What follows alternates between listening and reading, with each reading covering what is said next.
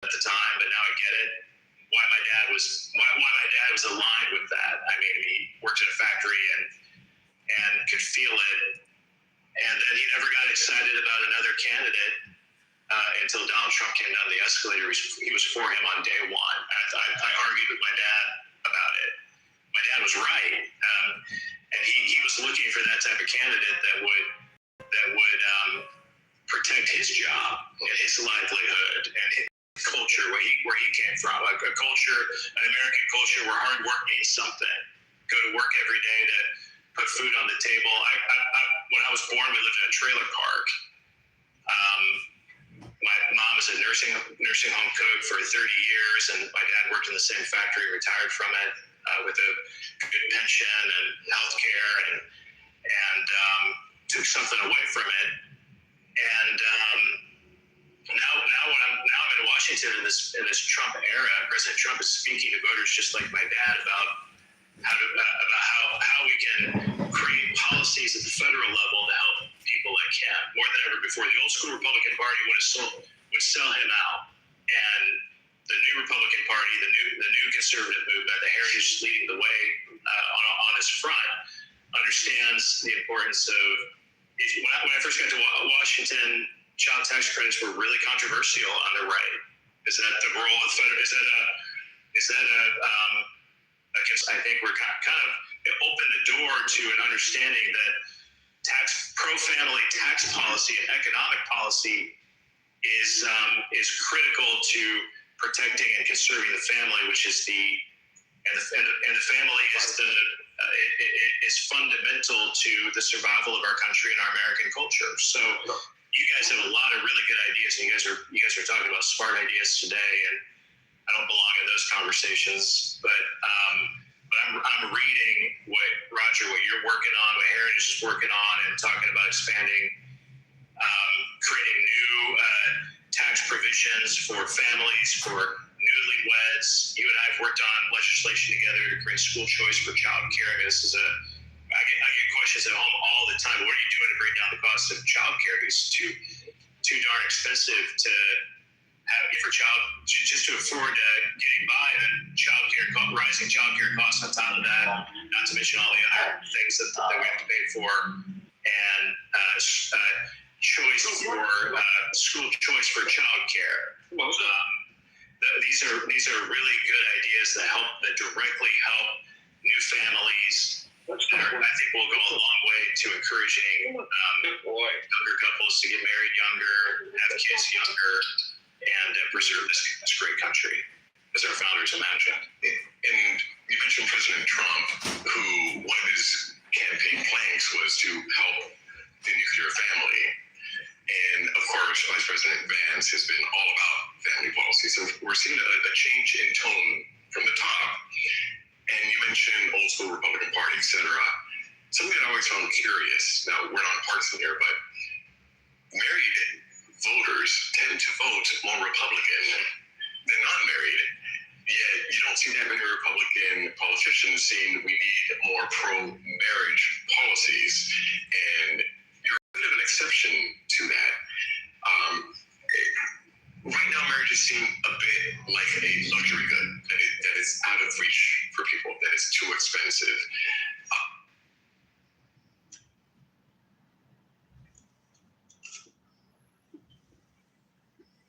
Marriage is out of reach, and are there policy solutions that we need to put forward to address that affordability crisis that people think, you know what, I need to have all my ducks in a row, and then I'm worthy of marriage?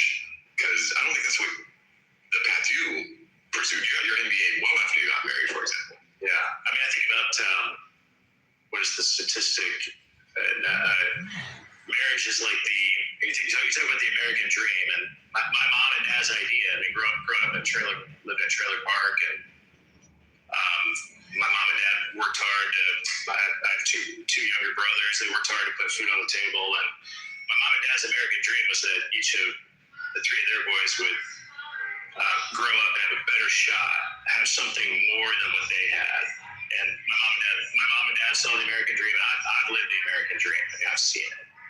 But I think there's a statistic that 98% of married couples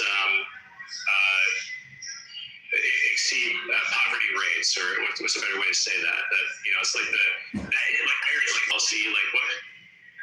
How could we not go there to solve all of the big issues that our country faces? Then recognize that we need to incentivize and promote marriage and family in this great country, and it's sort of the silver bullet for all of our problems. And you guys are coming up with smart ideas on ways to do that. I mean, we talked, when it comes to tax policy, and we just did the big beautiful bill. We expanded the job tax credit a little bit. You talk about it. When I was a kid, I grew a house where I'm going to inherit a lot.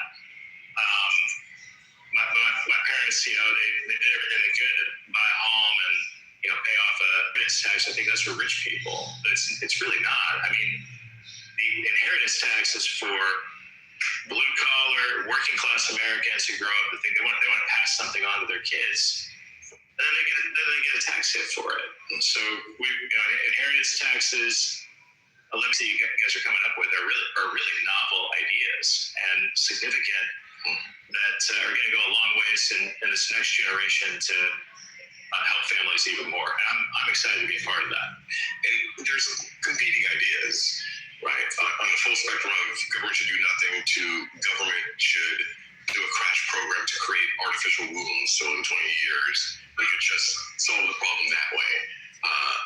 Other folks think that immigration could be the solution, or government subsidized egg freezing and IVF. We're on the side of trying to make it easier.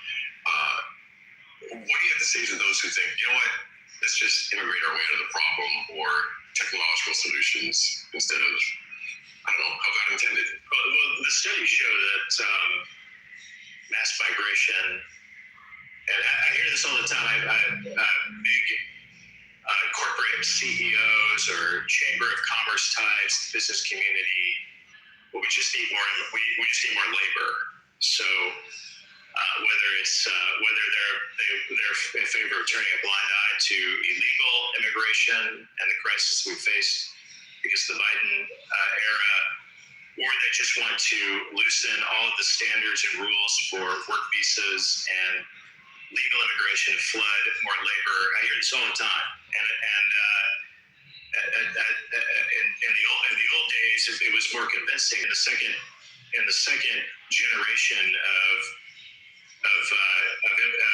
legal immigration, that waves that come in other jobs like factory workers, or one industry that I'm really concerned about that's really important to Indiana is the trucking industry. It's been completely taken over by legal and illegal immigrants who've taken over the trucking industry. Causes a lot of other dangerous issues as well. But at the end of the day, what has been allowed to happen in this country has taken a lot of those trucking jobs can be six-figure jobs, but a lot of those jobs have been taken away from Americans and given to legal and illegal immigrants who've taken over that industry. And what that does to the effect that has on families and working class blue collar America is real. So we have to look at the effect that has on here. As when I'm going to sporting events with my daughters play soccer and track and cheerleading, and I go to these sporting events. I'm at this age where I'm starting to feel old. But when I get on a plane and fly to Washington, D.C., I need to be here to be a part of this mission and this fight. And what I'm really hungry for right now more than ever is good ideas. And what you guys are doing here today is producing some really good policy ideas that deserve debate in the Congress that can help families. And what type of America are we turning over to our kids? But now I'm more convinced than ever that these pro-family conservatives thought about these issues, because we have a ripe moment in this new era to advance causes that are really good for families. We also look abroad, right? I mean, you and I were talking a little bit ago about other countries that we can learn from that have seen their fertility rates rebound and marriage rates increase, and we can look around and find some good ideas and study other countries, but we all know at the end of the day, America is going to lead, and we have everything that we need right here at home to rebuild the foundation of our country and our American culture, and that comes from the family. Wonderful way to end our conversation. So,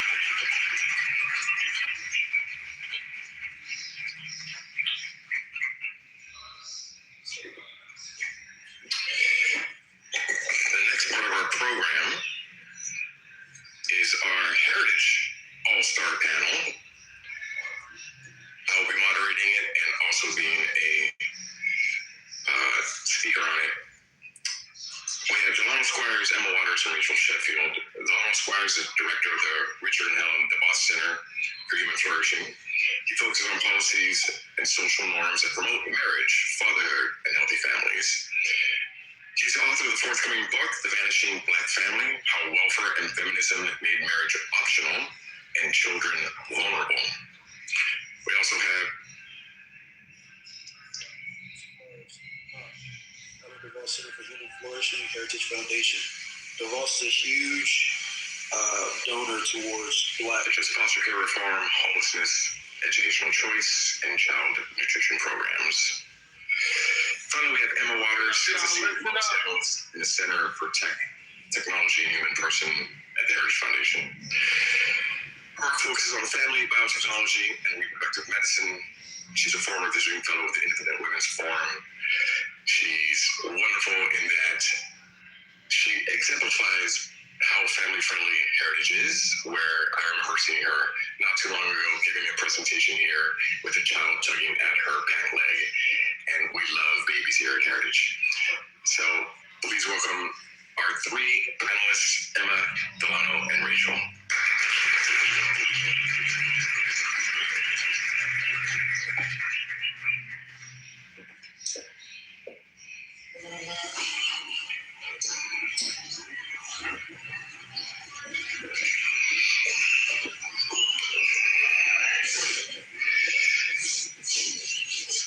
It was a wonderful chat with Senator Banks, and he did mention a lot of the heritage policies that we've been working on for quite some time.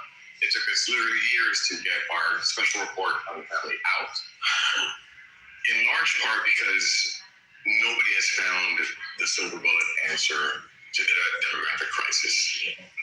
We learned the lessons from Europe and what works and what doesn't work. We started out by focusing exclusively on the number of babies born. Disappear by default.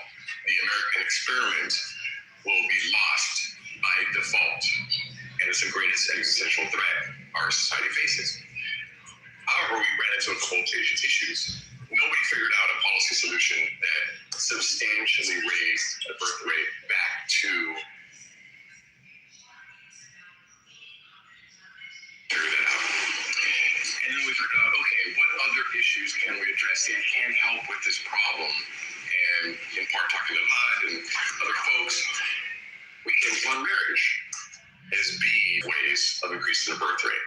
And by the way, we're the Heritage Foundation, we're the conservative mothership, as we're sometimes called, and we are as pro-family as it gets. And family, we need a mom, a dad in a committed union with children, raising them that stability and in a committed relationship for life. Like that's that vision that leads to the maximal human flourishing.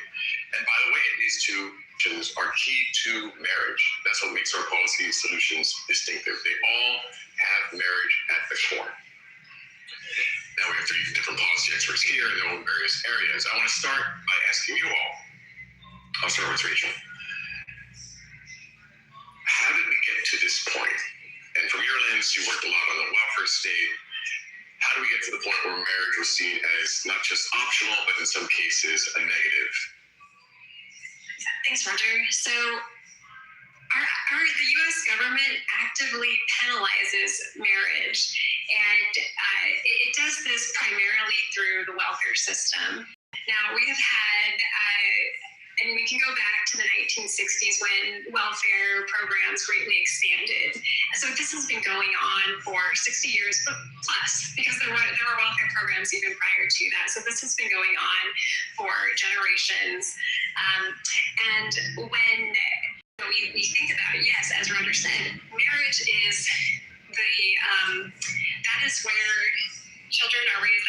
That's those who are married are far more likely to have children, and it's the best place for children to be raised. Children raised in married parent homes are far less likely to be poor, and beyond that, they're also much less likely to experience a multitude of risks that probably many of you are familiar with. This, I hope that you've heard these statistics. Just and physically, they're also a lot less likely to experience abuse, and yet our government penalizes marriage. And how does it do this? Well, so if we look at our welfare system, which is a very large system that consists of a web of 90 plus programs, or 90, and growing, and it's a $1.7 trillion welfare system. So this is not, this is not a small, isolated program. A few programs. It's very large, and it touches many people. So let's say, for example, let's look at a mother. She's a single mother. She has 2 young children. She's working, minimum wage-ish, and making about $20,000 a year. So she's going to be eligible and likely receiving a large package of welfare benefits. So, basically we have the setup that is prohibiting or is inhibiting them from entering into marriage. Now that if they're cohabitation and marriage are also not the same thing. A cohabiting couple is much less likely to stay together. If you look at the data, it's about 50% of couples who are cohabiting at the time of the child's birth. 50% of those couples will have broken up by the time that child reaches his 3rd birthday, compared to about, I want to say, the other thing too is that our welfare system undermines work, and that undermines fatherhood, because it says, if you don't work, then because most programs do not have a work requirement, that's how it undermines work. And the father has traditionally been the breadwinner. Fathers continue to be either the primary breadwinner or a primary breadwinner. So by undermining work, we undermine fatherhood, we undermine marriage. So this is why, when we look in the United States, we look at marriage decline, and it's happening across the board, income, education level, but primarily where we have seen the greatest destruction is among lower income Americans. And just to note too that welfare marriage penalties, it's not just, we're not just talking about the lowest quintile, we're talking further up among lower middle income families as well. So this is one way that we've gotten ourselves into this mess of broken families.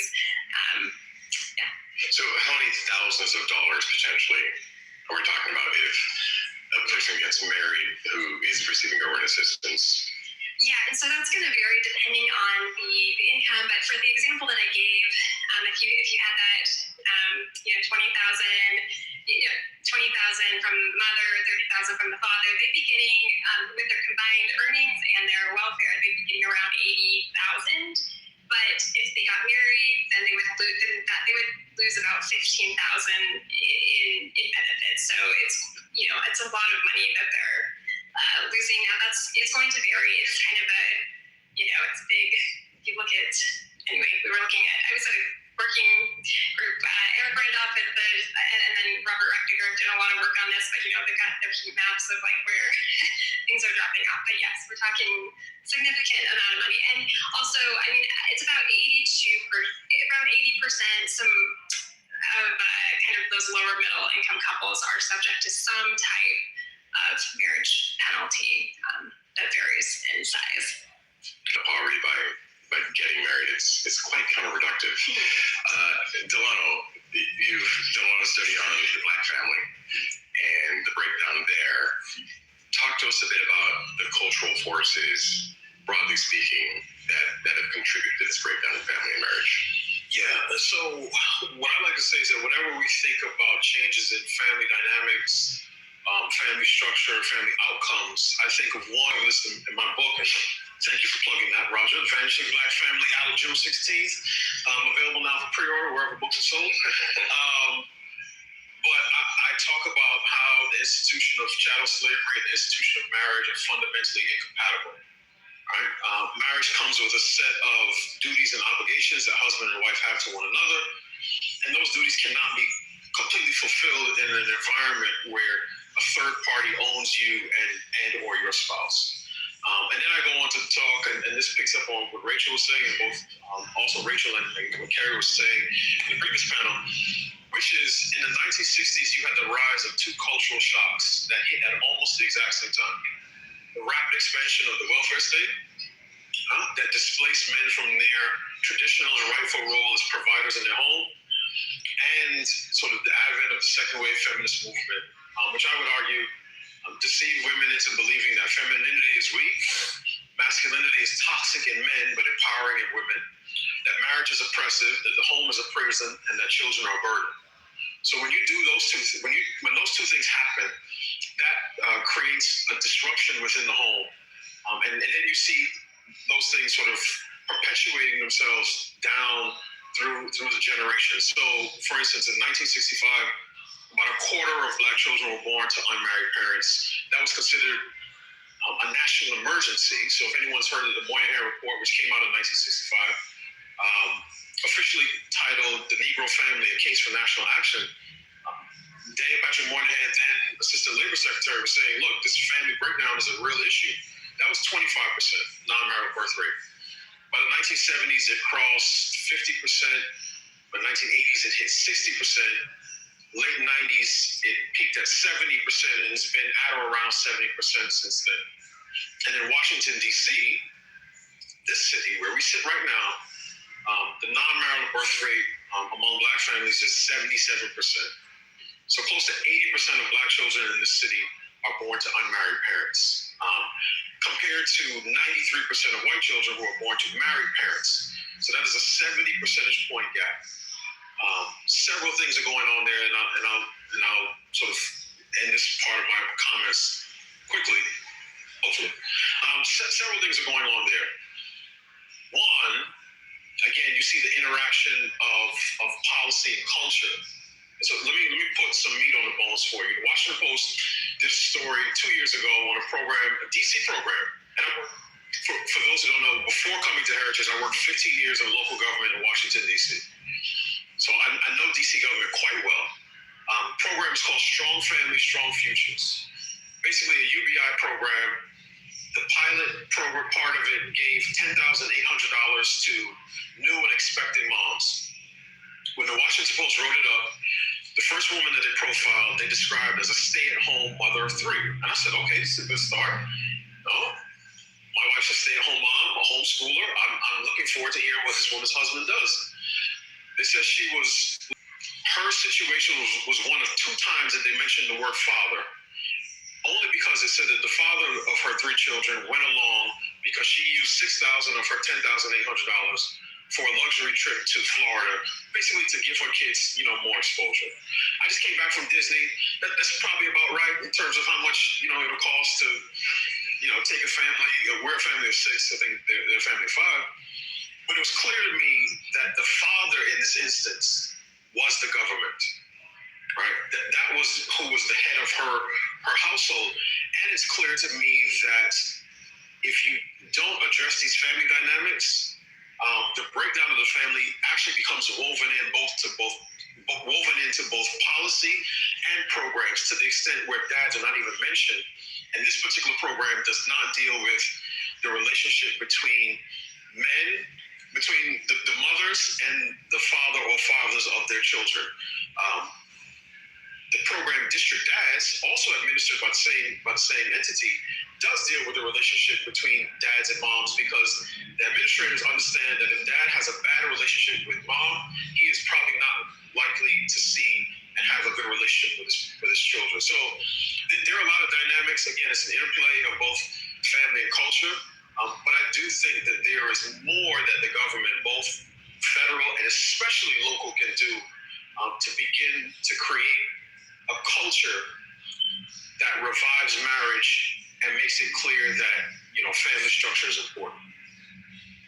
So the U.S. is unique in that we're not the worst in terms of overall marriage rates in the world, but we are in terms of out-of-wedlock births. We lead the world in a number of out-of-wedlock births. Why is the U.S. distinctive in this particular regard? Religion, other cultural factors that help keep a particular life script in place. So in 1965, again, I'll go back to 65, that's when a lot of things started to change. The national non-marital birth rate was about 8%.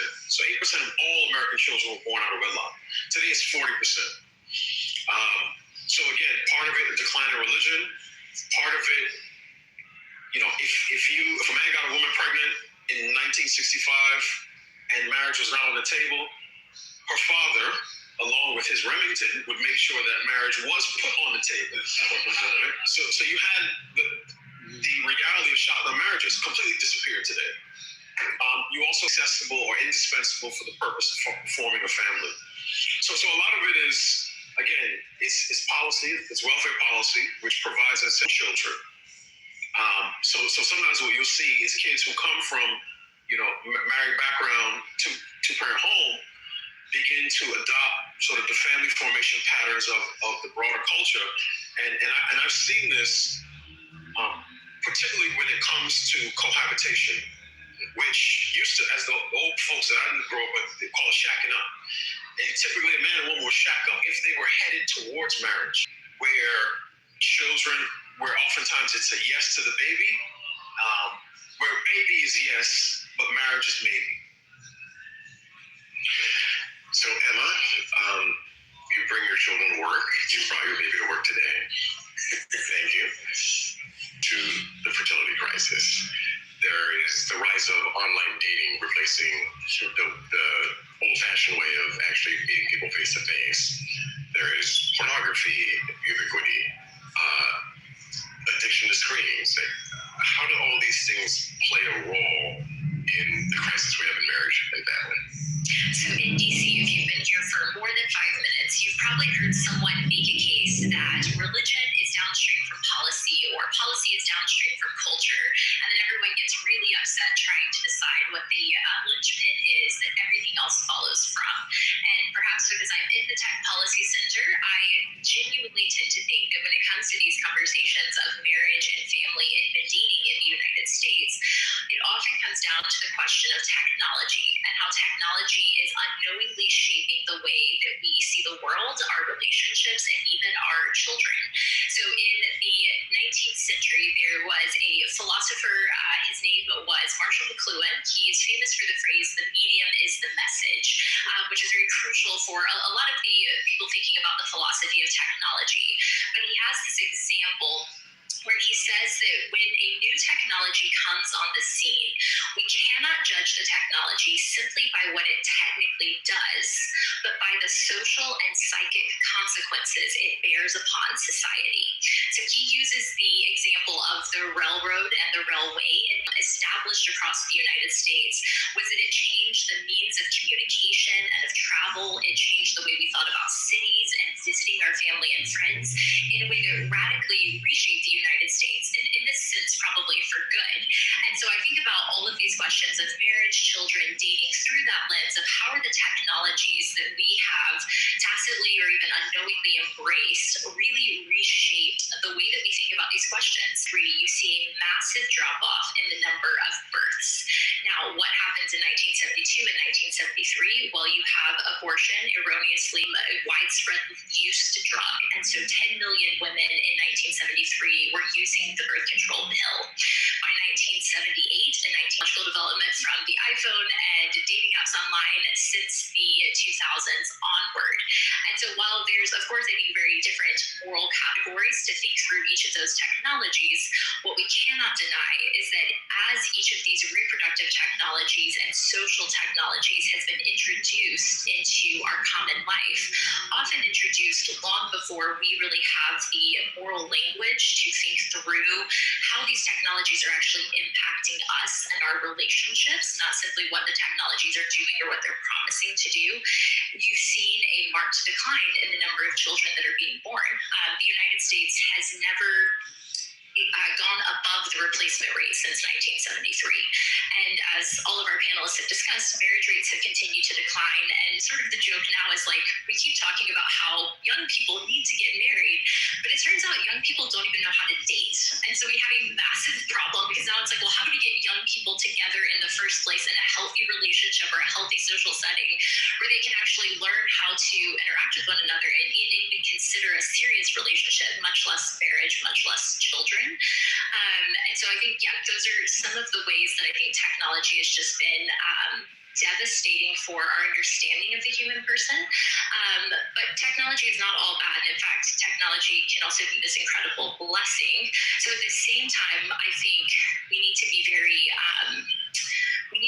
critical in our assessment of the technologies we've embraced as a society and the impact it's had. And at the same time, be incredibly optimistic about technologies that are truly innovative, restorative, and life-affirming that can actually better help us reveal and understand and delight in who the human person is.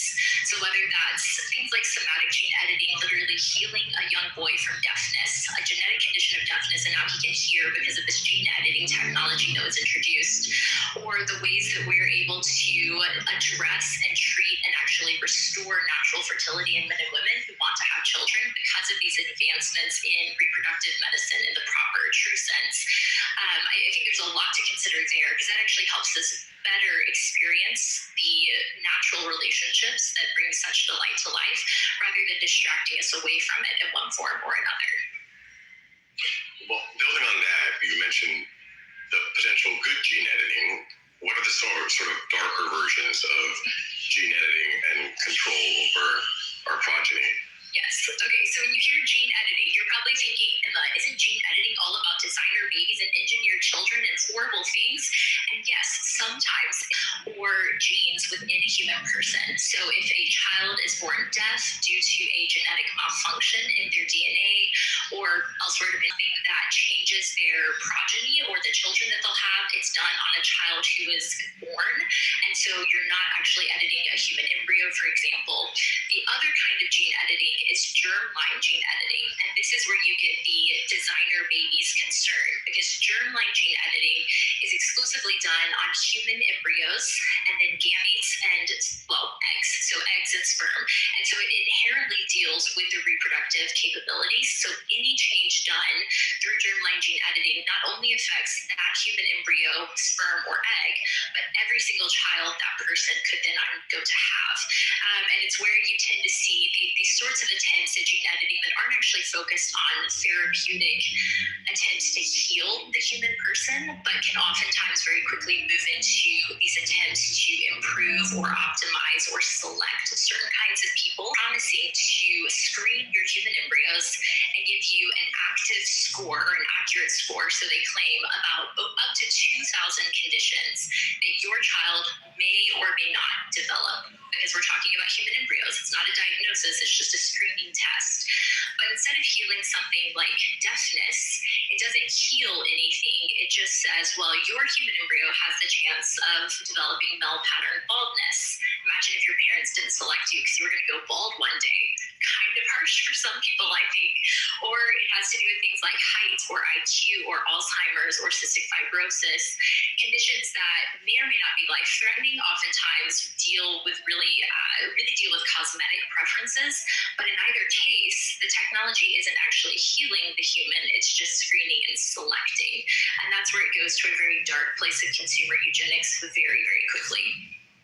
Yeah, you combine this consumerist model where not only is it destructive often of the human embryo, but for quite some time. I I focused a lot on what we could do at the federal level, but that's not the exclusive zone. Our three marquee legislative ideas are, again, focused on marriage. One is nest accounts, which are taking the idea of the Trump accounts and making it apply to marriage. So the nest accounts and the Trump accounts are simple. When a child is born, the government deposits money into an account that grows over time, similar to a 401k, and it's available to them upon adulthood for certain reasons. Under the Trump accounts, which were passed into one big beautiful bill, it's for buying a house was marriage. Marriage was historically seen as the entrance into adulthood, historically in America. So our idea is to take the Trump version and make it Trump 2.0. We call it the nest account, the nest egg. We have a separate account just for marriage, about $2,500, and available and redeemable at the event of marriage. And you can use money for whatever you want. And if you have two young people, say they're around 28, by the time you've compounded that interest, you're talking like $35,000 plus between the two of you. We believe that would be quite the incentive that is very cheap on the front end. At $2,500 in the beginning, and you get $35,000 to $38,000 at the back end. And we have it such that it's a window between 18 and 30. 30 is the median age of marriage almost. And if you don't hit that window, then it's there for you as a retirement account. It's there to be waiting for you. Second idea we have, building on child tax credit, which Heritage was one of the pioneers of. Tax credit we have now is about $17,000. We spread it out over 3 years, and you get a 25% bonus for the third child and up. So again, taking tried and true ideals, but keying it to marriage. And one of the benefits of this particular proposal is that it's structured to the marriage penalty problem itself. Again, key to marriage. And the third one is similar to Senator Banks' idea that he's proposed on Capitol Hill. It's to equalize the subsidies we give to out-of-house commercial childcare with in-home childcare provisions. A common complaint people have is it's hard to raise a child today. It's very expensive. Let's make it easier. Great. But we make it easier only in one way. If you send your child to daycare in a commercial setting, then you're going to get all sorts of credits. Well, that's in a way saying if you provide it yourself as a mom or dad at home, you're going to get no credit whatsoever. So it's shifting people into one mode of life and one structure when a lot of people want to be able to raise their kids at home. And in fact, they need a better outcome in the administration, a whole of government approach. The left has done this on things like gender ideology, on ESG. They take every lever of government and they find a way to direct it to their policy goals. Let's do that for family. There's no bigger, more important issue. And we saw Secretary Duffy of the Department of Transportation is one of the first to implement this sort of approach when they have grant proposals, say for putting an off-ramp on a federally funded highway. They are specifically taking into account marriage rates and families. So if there's one town that has higher marriage and family formation and another town 2 miles away that has lower, the town that has better family prospects gets a preference for that highway fund spending. So the off-ramp go there versus there. That creates enough of a core critical mass of married families, and that starts creating a culture around marriage and families at every tool and every measure. Federal level with congressional legislation, at the administrative level of regulation and deregulation, and pro-family regulation. That's what it's going to take. Will it be enough? No. Government by itself will not be enough. We have to be quite realistic about it. Can we do it without government? My answer is yes. I'm sorry, my answer is no. We cannot do it without government. Excuse me. The answer is no. We cannot do it without government. Government helped get us into this mess. Government is going to be instrumental in getting us out of it, but it will not be enough by itself.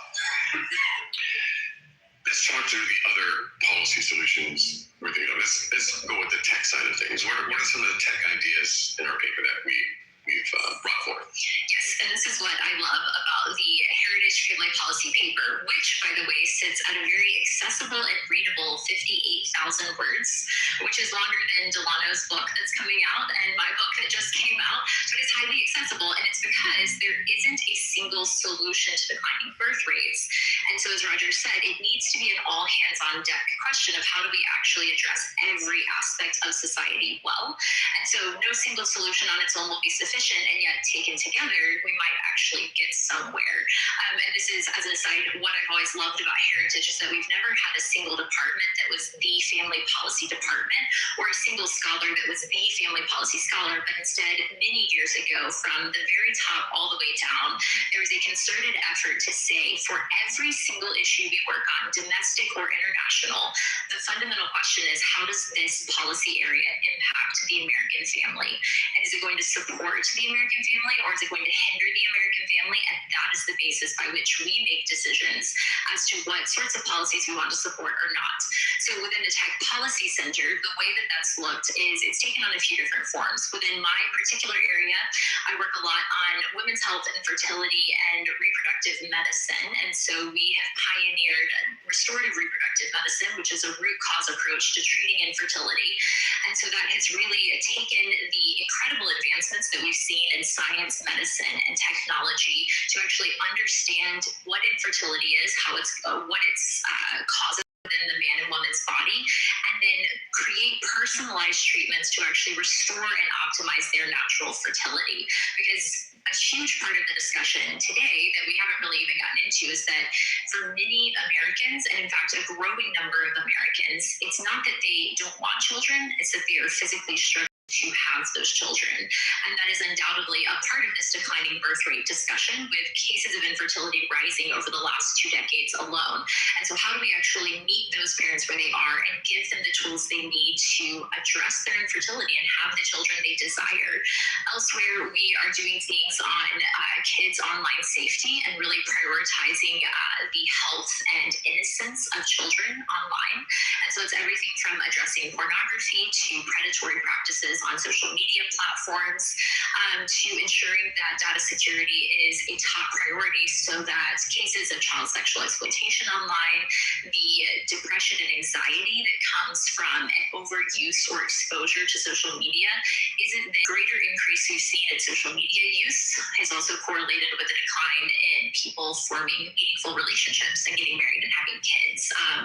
And again, that's just one piece of it, but it's a very important piece of the puzzle at the same time. And so those are some of, I think, the most important tech Implemented with welfare reform in 1996, but unfortunately, there's that was one program that was very successful. However, as I mentioned, it's a very large welfare system, and also those reforms from 96 need to be strengthened.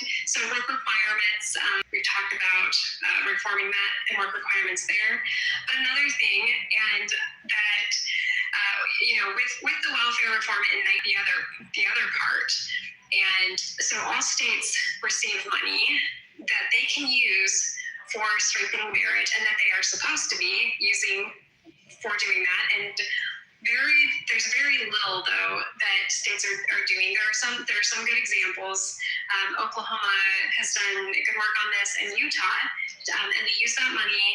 They use some of that money or their own state dollars to do healthy marriage education. Now, because as I mentioned, we have generations of marital breakdown, particularly in lower income communities, and so people have the infrastructures, the script of how we do marriage has dwindled there, and even just getting the message out that marriage matters. Using public messaging campaigns to let people know, hey, if children born within marriage are 5 times less likely to be poor, and using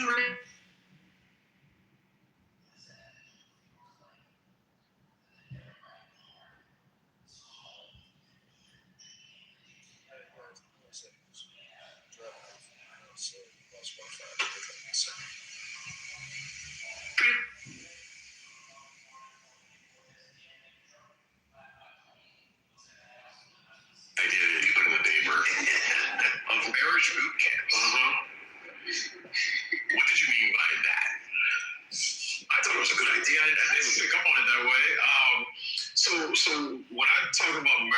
camp. So when I wrote it in the paper, I was thinking, imagine a program that starts with cohabiting couples who are share at least one biological child.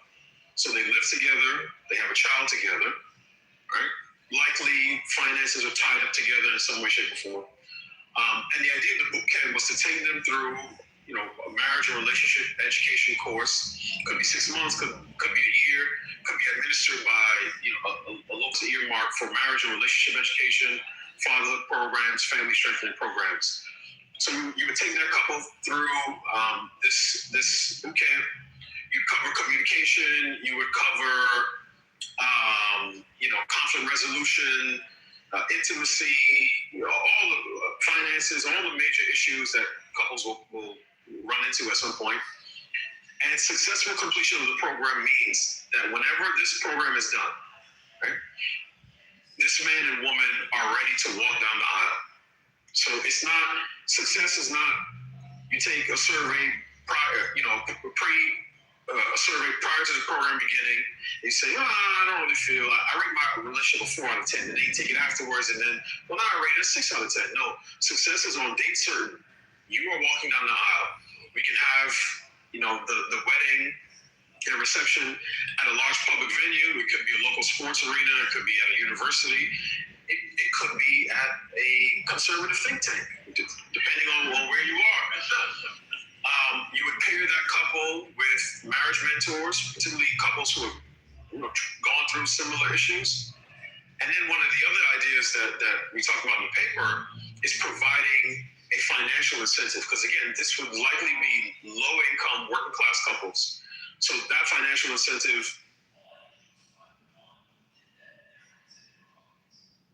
$1,000 in the paper. In my book, I said 10 because I was feeling a little more generous. But this would be money provided by a private foundation, a third-party foundation. So this would not be government funds. Because structured as a loan or structured in some other way to disincentivize people to just take advantage of the money and then quickly divorce. And then you would measure outcomes at 5, 10, 15 years to see whether those couples stay together. It blends sort of the innovation I think are more open to. And in theory, you could get some people on the center left to be open to it because they love spending money. They just don't like that marriage has really cratered among low income and the working class. So if we want to see movement, we have to begin tailoring policy solutions to those particular constituencies and demographics. And right now, much of the marriage and family discourse is focused on white-collar professionals. Some of it very good discourse, some of it I participated in it and my colleagues. But if you go to a working-class community, whether in West Baltimore, Southeast DC, or North Philadelphia, and you start talking about trad wives and girl bosses, that's not something that those individuals are encountering. I think we have a problem in the white collar space because the messaging is very much anti-family. Sheryl Sandberg of Lean In fame has said that she wants to push back on the trad wife movement.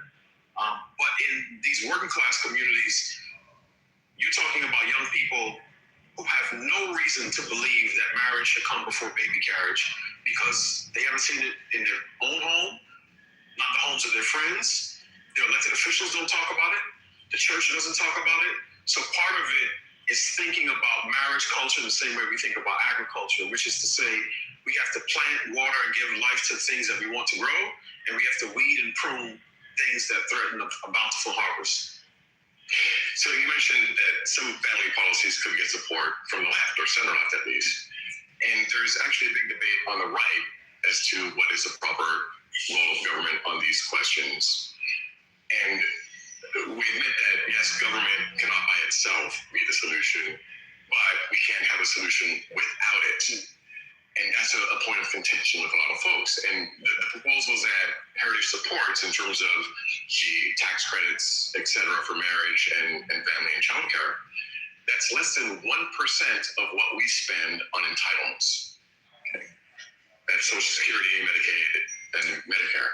We think that that's an investment that will pay off tremendous dividends, right? Even if we just get a 10, it's almost as if we're on the Titanic and there is the iceberg. And we know that the current track we're on is going towards that iceberg. Things that need to come into play right now, and everybody needs to play a role to steer that ship. And by the way, when you steer that ship, people will be healthier, people will be happier, people will have higher incomes when it's all key to marriage, and we all need to play our role. We have time for questions. Now, please raise your hand, wait for a microphone to come to you, say your name and who you're from, and please keep your question in the form of a question. Interact, please.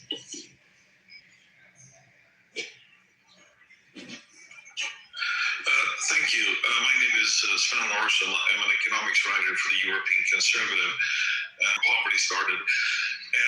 Now, when I read your report, which I think was fascinating, very, very good, and really encouraging, I saw one step, and here's my question.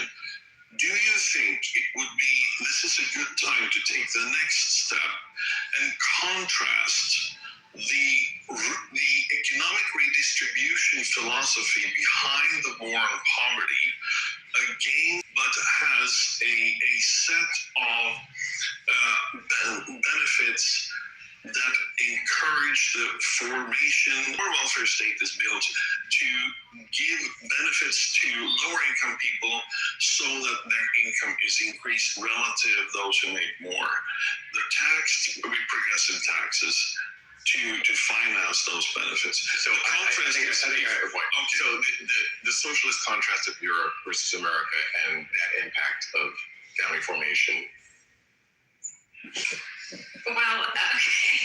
So I guess I would start to say, yeah, I mean, the way that our welfare system is set up in most welfare, right, it's to give, money to those who are low income. Now, I think really, the most practical way that we need to do that is just, I don't think that you're going to be able to just kind of completely alter the way that that's done. But I think the way that you make that, so that we're actually addressing, what we want to do is address the causes of poverty, not just the consequences, which is what Lyndon B. Johnson said in his Bring the Sword on Poverty speech. But so that we are, that it's tied to work, so that we say, okay, yes, here's a benefit, but you need to be working, looking for work, preparing for work, so that we are moving people, not just, we're not just giving them money, but they are moving forward. It's actually about social mobility, and then yes, certainly not harming marriage,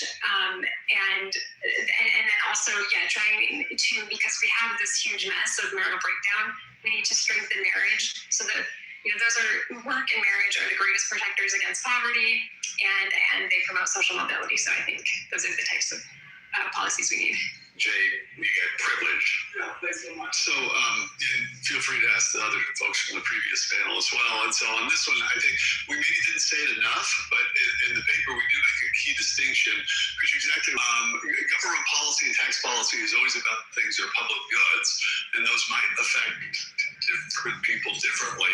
The birth of our report, philosophically, is that family formation is a public good. It is long-term beneficial to everyone, including people that never marry. And so that's why the state has an interest in it, because you're not going to have a culture or a country if you destroy this fundamental cell of civilization, namely the family. That's the key thing, and that's what justifies the state in having an interest in it. Wonderful. Over there. And I am a social policy expert with my colleague. So if I can tell you something briefly from home, I will read a little bit because my English is not as good as yours. But what is fundamental, that the family is strengthening is not just a social issue. It is more like that, especially the early childhood development, because these early 3 years is a kind of crisis. It means that if in this point the children and the whole family can get any support, the divorces and the marriage became weaker, and then the divorces number were increasingly high. Plus, if this early childhood be healthy, which cause an unhealthy society. Second, if we would like to straighten the whole society, included the underclass social level, we have to straighten the whole family, and it will help for the ones who are not in this level. So that's why Hungary's government decided not only support the underclass social level people, but the whole family at itself. So we hope, because now we have a swing situation and a new step, we are not effectively happy everybody, but we hope the best line will stay, because as you say, without family and without working together, civil organizations like yours and like ours, Parents House Foundation, won't be any developing. So if you have any question about Hungary, I'm here to answer later. And your name, ma'am? Thank you. Your name? Yeah, my name is Judy, in the field of family support. Wonderful. So Hungary has put 6% of their GDP towards family policies, and we've met with Hungarian officials in development of our report. We have a whole section on Hungary, and you're right, it's not just about addressing poverty. The proposals we have address marriage, and they're tied to work. So work, family, and children all hang together right there.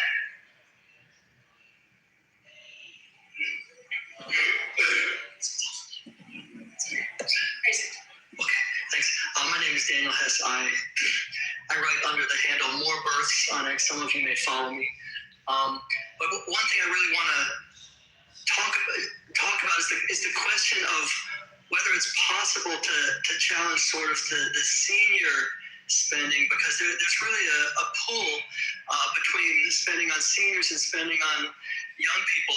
There was a recent thing that passed where taxes were eliminated, seniors pay, and the financial picture of seniors in this country is much stronger than the financial position of young people, and almost all spending is on seniors, so it kind of squeezes out family spending. And we don't want to talk about one at the expense of the other, but it's certainly the case that taxes must be paid, and the more things are emphasized towards seniors, the heavier the burden is on young people, and the harder it is for young people to form families.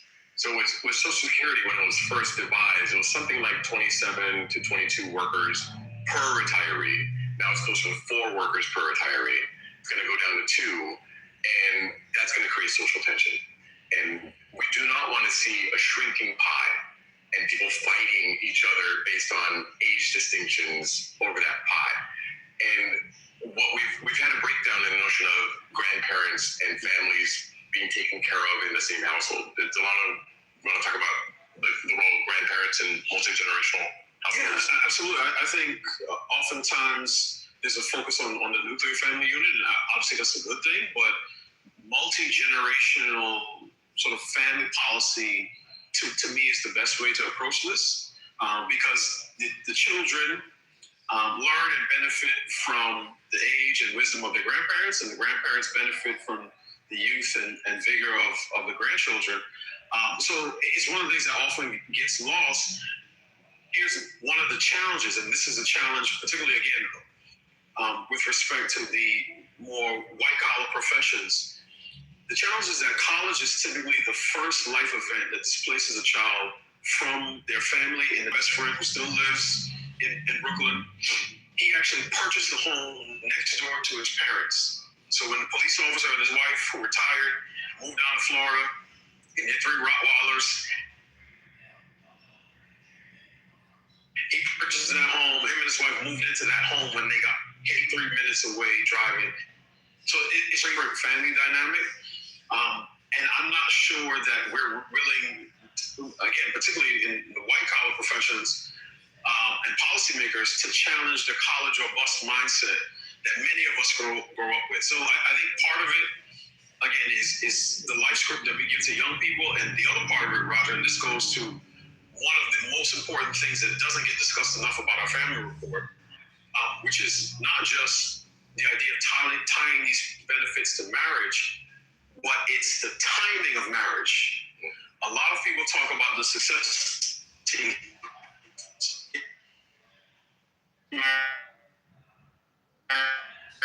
School, get married and have children. You check.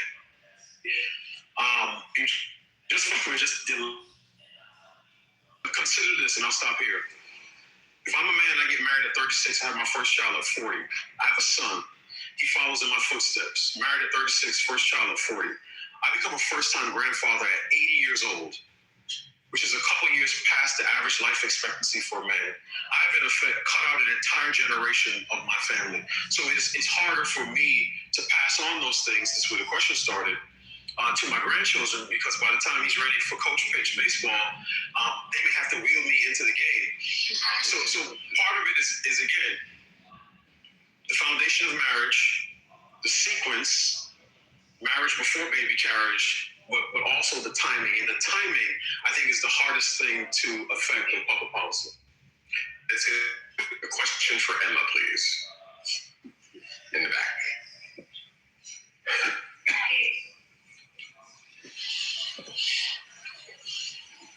Thanks. I'm Rachel Ragley. I'm Chief of Staff for Congressman Blake Moore of Utah. We did CTC and Trump accounts and other things. With Emma, it sounds like a lot of what you all have said and what Lyman's recent Substacks have said. That's where that decline from 2010 started. Maybe we can't fix the 1970s decline, but can we fix the 2010 decline where policymakers come in? Yes, this is a really good question. So are you focusing mostly on the in marriage piece of it? Yeah. Okay. Yeah, so this is a great question. I think when it comes to this topic of federal policy, much of my thought around this comes down to different cultural and messaging conversations that we are and are not having. How are we talking about marriage? How are we talking about the importance and beauty and delight of this great adventure of marriage and having children? Are we actually diving into healthy dating practices and creating environments that are phone-free or phone-reduced, where people can actually look each other in the eye and get to know one another? But when it comes to federal policy, I do think that there are things that we can and should consider along these lines, whether that is thinking about new pathways such as like apprenticeship options for entering adulthood and finding sustainable employment that doesn't necessarily require a college degree as the entry point. So it's a huge way that you actually set people up for success ways to support and encourage that. I also think that there's the aspect beyond the marriageable mix side of things. There's also the question of how are we thinking through remote and contract work in particular. So something that we talk about in the family policy paper is reducing unnecessary red tape in the United States, which is in many cases actually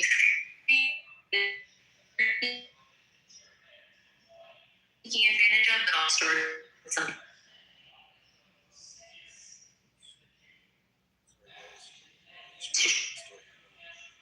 children, rethinking access and affordability goals.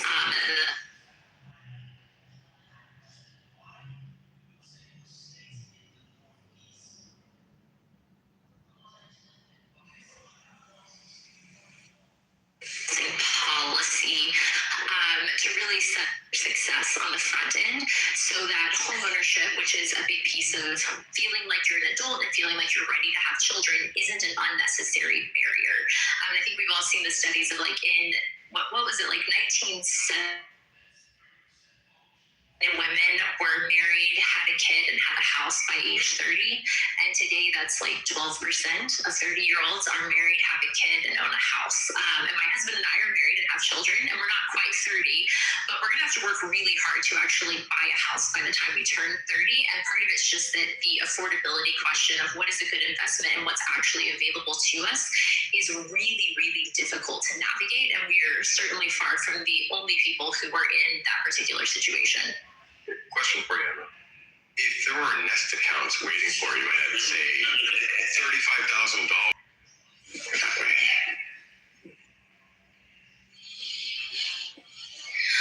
Could we set a policy for the universities? They only admit the PhD and master's degree student with a child. Could we do that?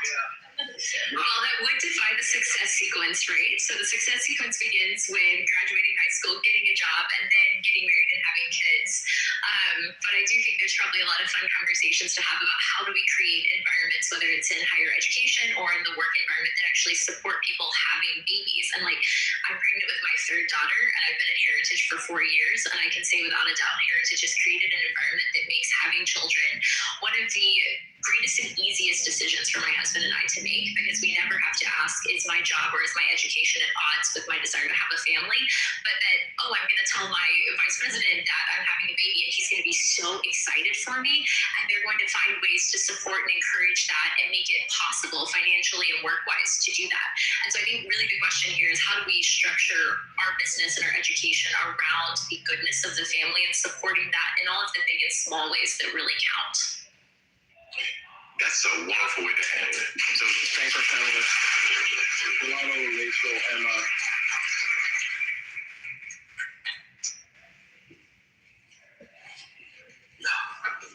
We are approaching the end.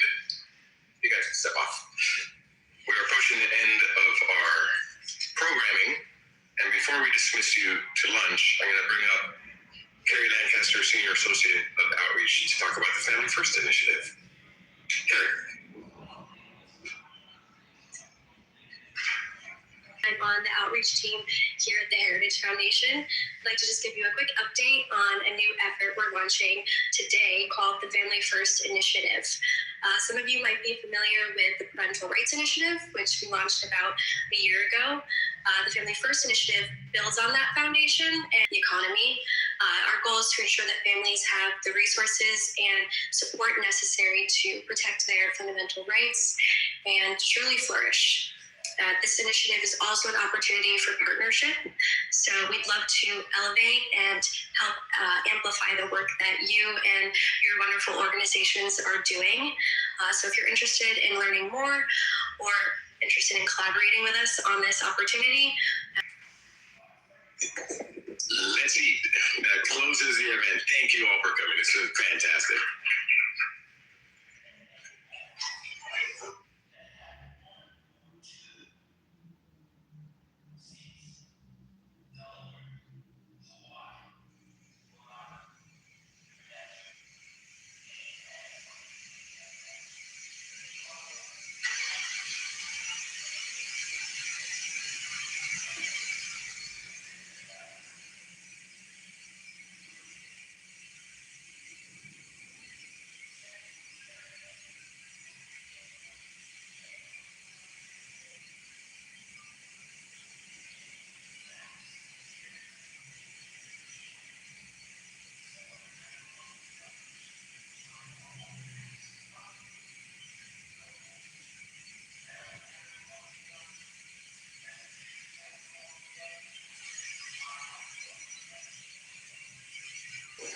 TC, what are your thoughts?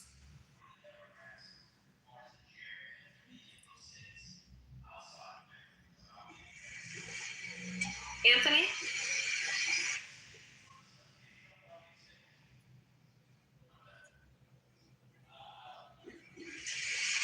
Maybe TC's away from his phone. Sounds like he is.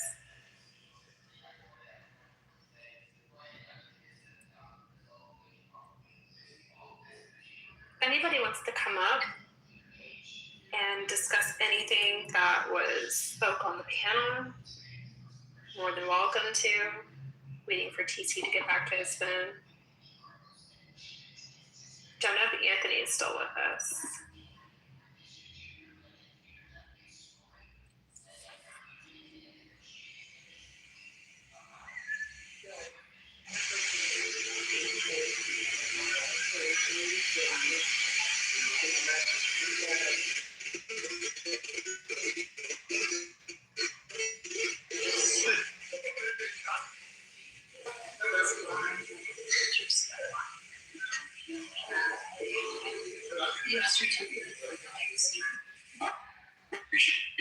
so much.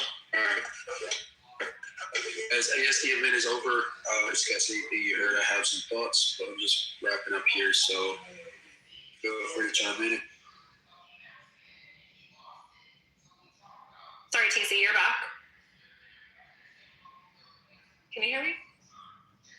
Loud and clear. Okay. So what were your thoughts? Thank you.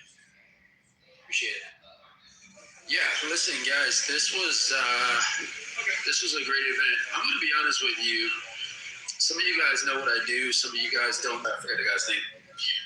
The black guy. His idea about marriage boot camp. I love that.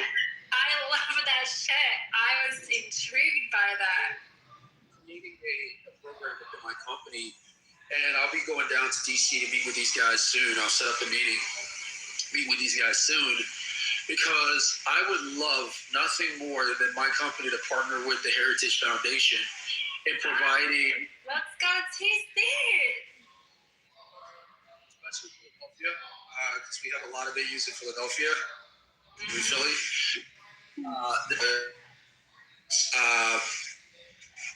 You're going to Foundation. I think you're in between the major area. Yeah, I think you're trapped in the matrix.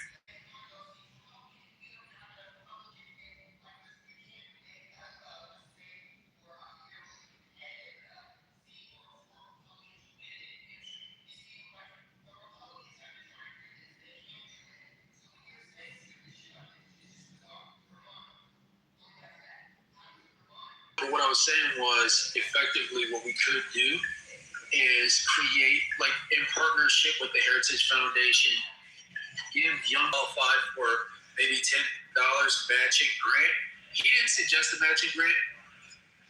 I would suggest a matching grant because I want incentive for them to complete this marriage boot camp, do a matching grant with them that offsets a percentage of their wedding costs, so that's absorbed by whatever this grant is. And then my company network with multiple wedding venues, multiple civic organizations, religious organizations to help to facilitate these weddings, which is really the start of marriage. You cannot have marriage without a wedding. And most people that want to get married, they're dreaming about how their wedding would be. And then when they dream about it and what they want to have, and basically what they can't afford, it creates a disincentive for them to move in that direction.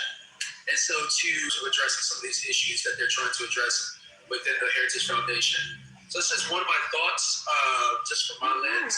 And that was I think what I actually thought is, how can that be turned into, or how can maybe 501c3s contribute to that incentive in any which way?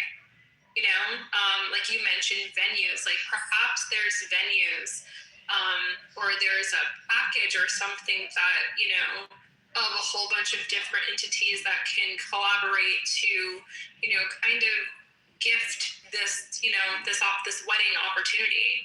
And also it'd be a benefit for the businesses that are, that are participating in this. Maybe there's, so many weddings that are afforded a year through, this package program where maybe the first 100, weddings a year are kind of gifted to people. And then, there's other needs, like what you said, to match them, other matching opportunities, after the 100. What, Hanko, it's funny that you mentioned that. Don't you know that the Jews already do this? I know. I was going to say that people's already on it. Down the street, everybody has a Honda Odyssey, and they're all in the line dropping their kids off to school. I'm like, I wonder if that's part of the wedding package. Like you get, the house, the car, and and everything else that kind of goes along with getting married, the incentive. But yeah, you are absolutely right. My people are already on top of it. There's this program.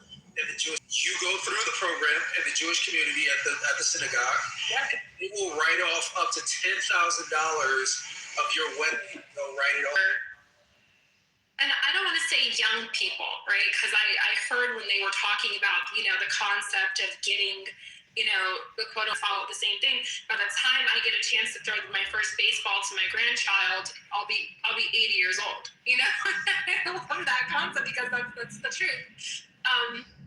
We're looking into what, and I love the fact that the program didn't just highlight the fact that here's the bonus, here we'll pay for your wedding, but it talked about some core values in regards to where you see, and I love the demographics that they put on the table too, where people are cohabiting, right? But there are maybe a party in that cohabiting scenario is not really equipped for the relationship. They don't understand the financial. So I love the fact that there's an opportunity being at least discussed, where like-minded people are coming together to say, hey, how can we not just incentivize people to get married, but have them learn how to nurture their relationships so that there can be long. To the Black community face is there's not a robust value system around marriage. There's not a robust value system around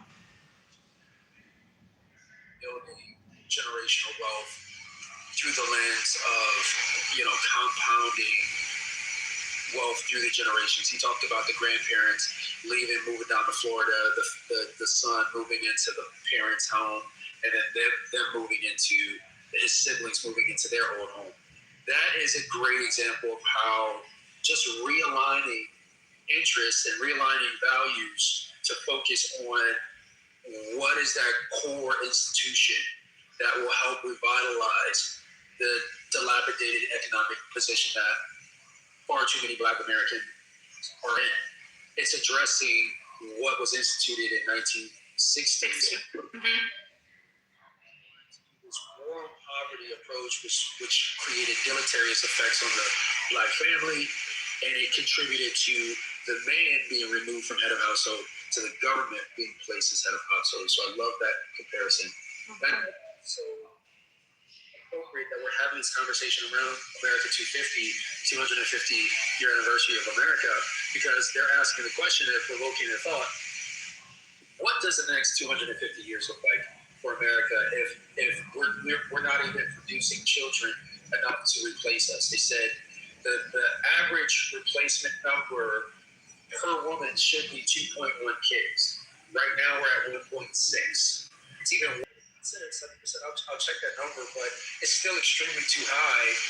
Kids, and that itself contributes to poverty. Exactly. Poverty. There being a lack of fundamental education. There's and I love that they talked about children who grow up in single-family households are more than likely to, not finish school and, unfortunately deal with impoverishment, and also not have just the basic toolbox on how to shuffle through the earlier years of life, let alone take on a relationship. Guys, if you guys want to come on stage, talk about what you heard, welcome. The stage is open. Anthony, any thoughts, bro? He might be away from his phone. I called on him earlier, so this example that he gave in regards to agriculture, I don't know if you heard it in detail, but he indicated I genuinely loved the example, because as we are also dealing with lower rates of culture and the fundamental, and even knowing the fundamentals of how to do basic things like hunt, fish, and gather. Those are really concepts. So there's this idea that came up, and I don't think the panelist was able to grasp the question because it was very detailed. Mm-hmm. But he was asking about how the left and social was addressing a social and cultural problem. And so I would love to just be able to respond to that and say that this is not, well, I think one of the panelists did address it for the nation, is to have strong families, because those strong families contribute to the GDP. Very much so. And we see it. And the facts are there. And I think, turning, turning a blind eye to the facts is where the problem is. Again, I love that this is being brought onto a public panel. I love that people are able to, kind of dive into the innovative thoughts that have surrounded this, but also too, in spaces because there's a lot of truths to kind of have to face. But yeah. We've got to create sensitization of family. This is a good conversation to start it. I promise you, once the conversation goes to money and government system will shift, I just hope we can be at the beginning of it potentially for the Black community. It's not lost on me that a very big emphasis that's driving this is the Black family, because unfortunately the numbers that Delano gave, it's like there's a 70-point swing between detrimental swing. So I think once we can wrap our heads around getting the bag is not just like trying to get the quickest way or find the quickest way to creation within your family unit and your kids' family. The problem is that we value the very short-term financial gain, and that's what looked flashy to us. Family, for far too long in our community, has not been celebrated. It's been ostracized. And the reason why it's been ostracized is because of the modern feminist movement that's delegitimized the proper role of the man in the household. Look at what feminism has done to masculinity in the household. I agree. Which is anti-reproductive, which is anti-nuclear family. And so, of course, you're going to get these type of numbers, and you're going to see that the outcomes of those numbers and the diminishing returns for the family unit, because there's been such a concerted effort by the feminist agenda to delegitimize the strong family unit, which relies on the man being the head of the household, which relies on a traditional, and it's not, everybody's not going to be the same, right? So the traditional family for John is not going to be the same traditional family for, Jake. Mm-hmm. But it certainly can look like having a cohesive unit that is strong at its foundation and doesn't put all the burden on one person to sustain the family and force them to rely on the government to pay the bills, to extend the lifestyle, right? People want to look at their future in the next 5 to 10 years, and they want to see a bright future. And if that doesn't include, some degree of your family expenses being covered, then you're looking for sources to help you with that. And if the government is handing out, you're creating a disincentivization for financial well-being and financial independence. And you're forcing people to remain within a tax bracket that is overall detrimental as the economy does shape and grow in future generations to come. I wanted to briefly pivot really quick, and then I'd say that you're on stage. Thanks for coming up. So they mentioned something in regards to there being, sorry, I got a phone call. They mentioned something in regards to there being a question on should we bring in more foreigners, right? I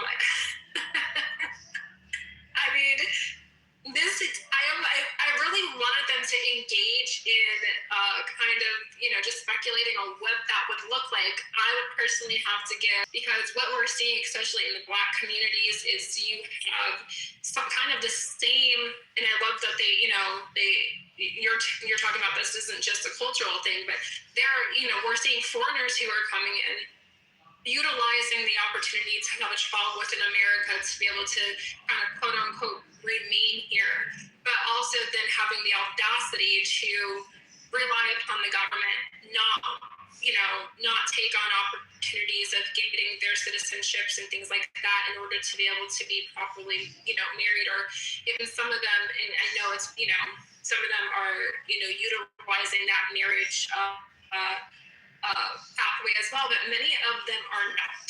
And when we have those, but I just want to say that I'm not, opposed to learning, the broader benefits of having more foreigners come here and again, if it's specifically for the labor services. Hey Chris, I see you down there. Come up here. Hold on. You should. You petition why? To who? You missed the conversation. But yeah, TC, I wanted them to kind of elaborate a bit more in regards to that, because there are some hard truths in our reality in this. But saving America by saving the family, I don't know, is this sort of tailored to sort of like a black lens, or are we just talking about Americans in general, whether it's Asian Americans, Latinos? For everybody that's in the room, the conversation centered around the Heritage Foundation put out a report earlier in the year, which is their new inaugural push towards effectively saving the family. And the premise behind it is that the fertility replacement rate of humans in America, in order to properly replace the previous generation, for the next 250 years, you're looking at a complete extinction of the American family. He's mentioned something to the tune of over 60 counties in the United States have more deaths than they have births. 60 counties. Back in I think it was like 2006, it was like only 20 counties, and now it's at 60 counties. And so effectively, you're looking down the barrel of a gun that's about to go off, but it's a slow drip because you're dying off. You're effectively, your posterity is dying off because of not enough birth rates.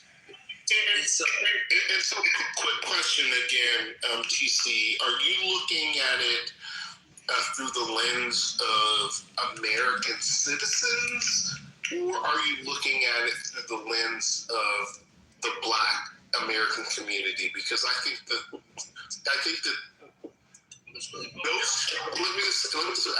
those are two very distinct populations from an American, citizenship standpoint, where we're looking at, population numbers from white people, population growth or lack thereof of sort of the Black population.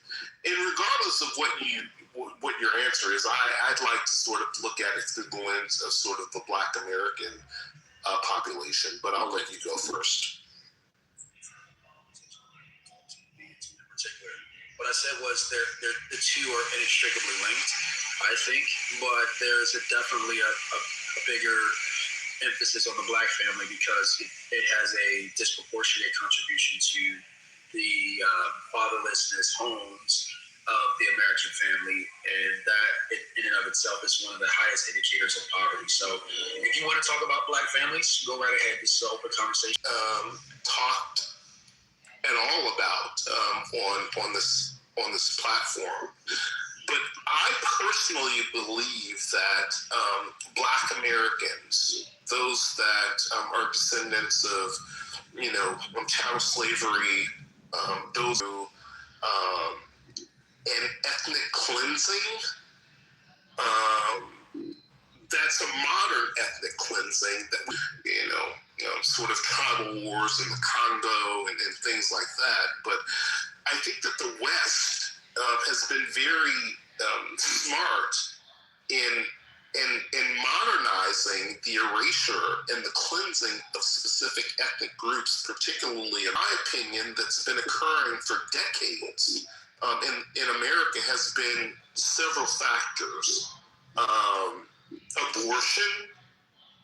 As much as abortion has been sold to America, and specifically within the Black community, as a woman's right to choose, it's been it's been a tool of white liberals' of birth growth, where that particular demographic is essentially been eradicated for the most part.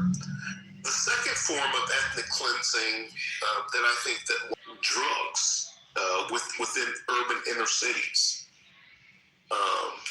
that's another form of ethnic cleansing. The third form of ethnic cleansing is, in my opinion, is gentrifying and weaponizing their wealth to displace it's white liberals, who are literally, gentrifying these neighborhoods and communities, black communities, because of their wealth and displacing them. I could go on and on about it, but ultimately, we really have to take a real close look at, population numbers and how ethnic cleansing, at least based on those three measures that I shared, that have been driven by white liberals to eradicate and ethnically cleanse the native black American population. And conversely, that's why white liberals are so aggressive about replacing that population through voting power with the illegal immigrants from South and Central America, from the Caribbean, and from Africa. And so I just don't understand why, black people don't really understand that. It's very clear and deliberate to me. But it's clear that white liberals, who, in my opinion, are just really the left wing of white supremacy, have been behind the ethnic cleansing of the native black American population, and why they're so aggressive about replacing that population through these open border policies with sanctuary cities and sort of this propaganda around abolishing ICE and sort of demonizing our immigration policies. Because they're really aligned, in my opinion, with America's biggest sin, which is slavery.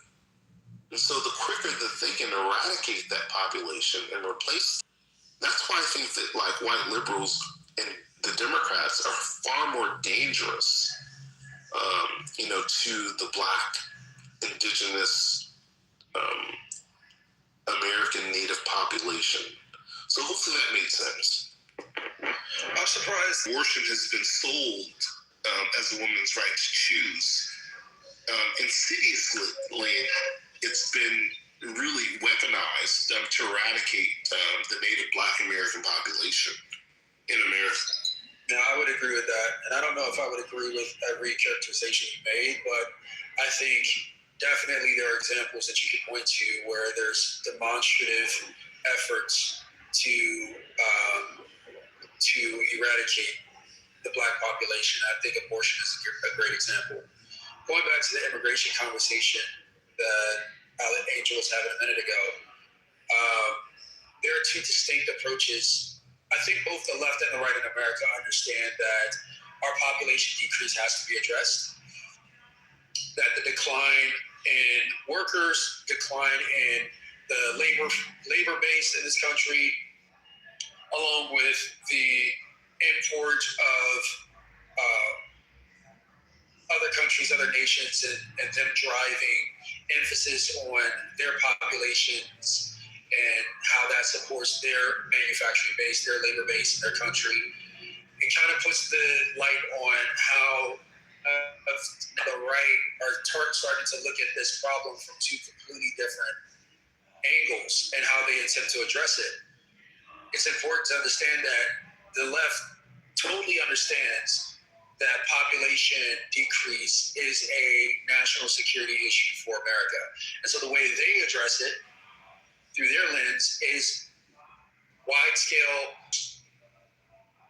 groups of people, these large groups of immigrants that are coming here through non-legal methods, protecting those methods, providing as much buffer as they possibly can to prevent the government from enforcing laws that tamp down on illegal immigration. That's their approach from the left.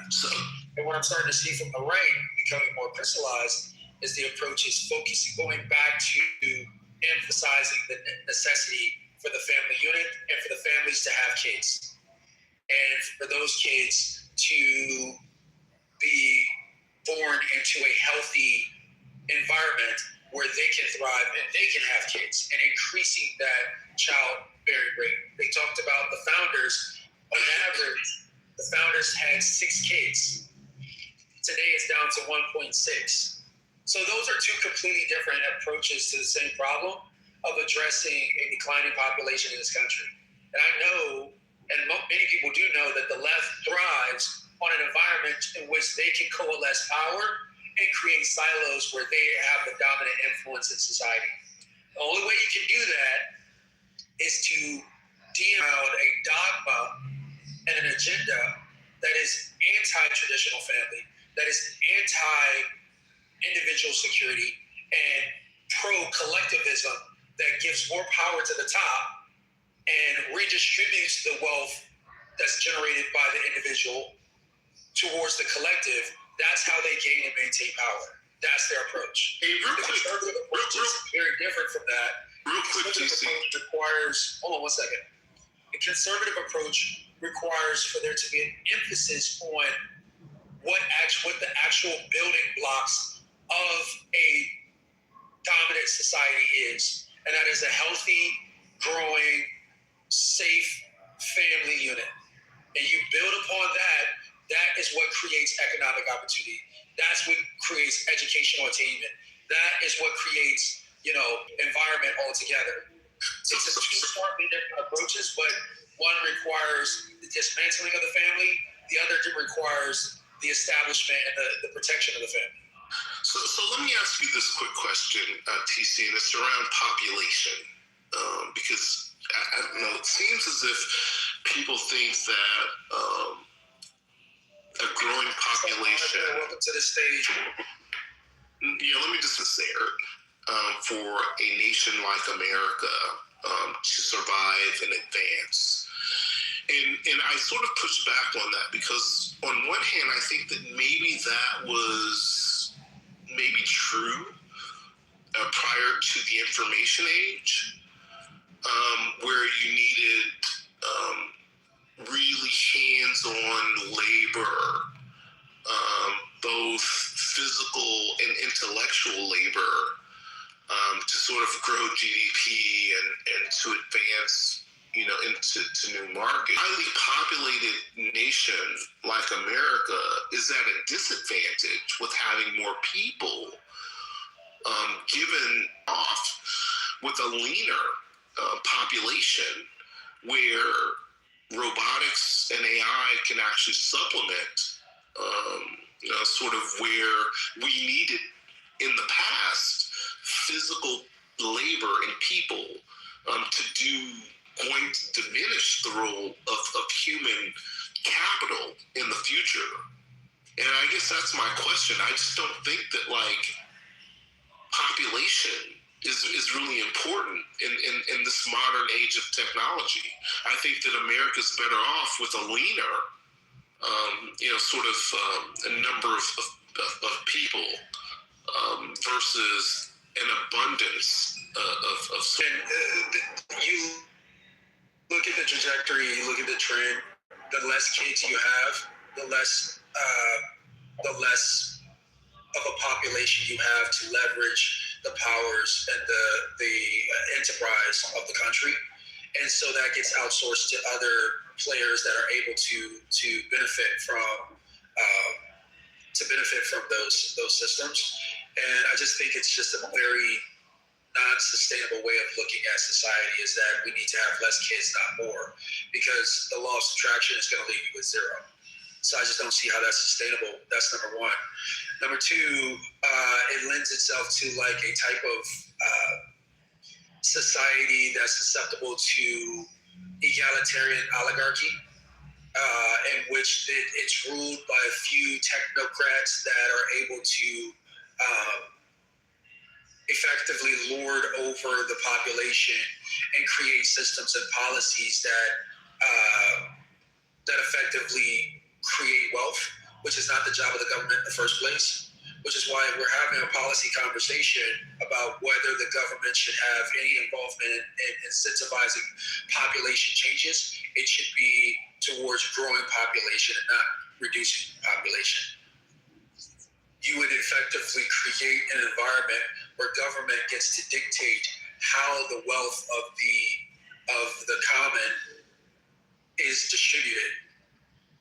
It's no longer generated by the population. It's not individually incentivized. It's now governmentally incentivized, which creates tyranny. So I think with all of those things put together, I would lean towards having more people to define how society is to be ran and not less. And the only way you get there is through having kids.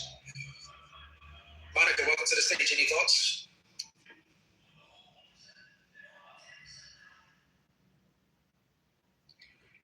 Good morning. I shared in the chat a link to the Sound of Hope movie, the story of Possum Trot. I'm not aware of how many people know about it. It's from Angel Studios. It's a great movie. I'm not familiar with that. What's the storyline? Don't give away the ending, but maybe what's the plot? This whole town adopts every single available foster child and adopts them, like takes them in, not just temporarily, makes a commitment to them to keep them. It's quite remarkable. And the town was not wealthy. They were poor, in humble circumstances with limited resources, and they just used every bit of what they were given and paid it forward in the most remarkable way. It's quite humbling. And this is based off of a true story? Yes. I was literally asking that because I got a call. I'm going to have to check this out.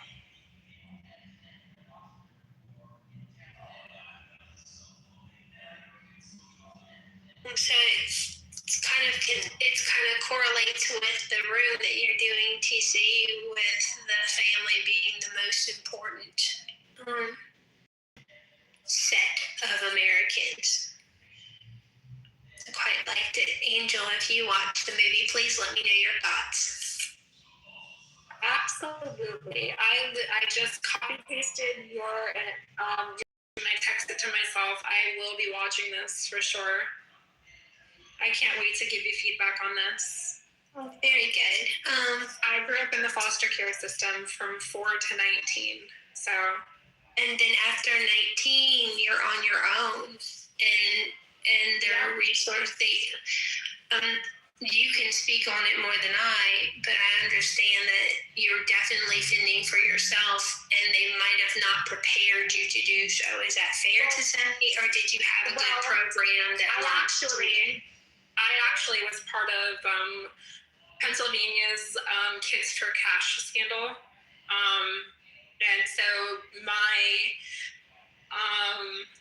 authorities, I'll say, were actually receiving kickbacks for placing me in and out of placements, detention centers, group homes, foster cares, and so on and so forth. So they would remove you from a stable, loving foster care family into a different family so they could collect a transfer fee. Is that right? Did I understand? They moved me from a foster care unit to place me into one of their detention centers where they received kickback. And then I'd remain there for some time, and then they replaced me again, and then they replaced me again. And each time they replaced me, and if they replaced me to a group home or a detention center or one of their facilities, they would receive a kickback. It's actually, they made a movie about it. It's called Kids for Cash. It unfortunately does not portray the Black and brown lives that were heavily impacted. If you take a look at the statistics, there were more Black and brown children who were impacted by this Kids for Cash scandal than there were those that they represented. Even at the base front of this, on a lot of the political streams, they really only depict a certain type of child. And so, unfortunately, it didn't get the light that it deserved. And still, some of those who were impacted at an early age. So I'll give you an example. There was a time in the federal court where we were actually sitting there watching, I guess, a Zoom conference with a couple of the individuals who were named in this scandal, who are now adults, and they were still incarcerated. And many of them had been in and out of incarceration since maybe, I think the one young man since 11 years old. I have a step sibling who, he had the same thing since 9 years of age. He's been in and out of incarceration and still remains there to this day. But they didn't really, now I myself was one of the people who didn't have any family. I was fostered, so I'll say I was a more easy turnover for them because I didn't really have family who, wanted me back or was looking for me.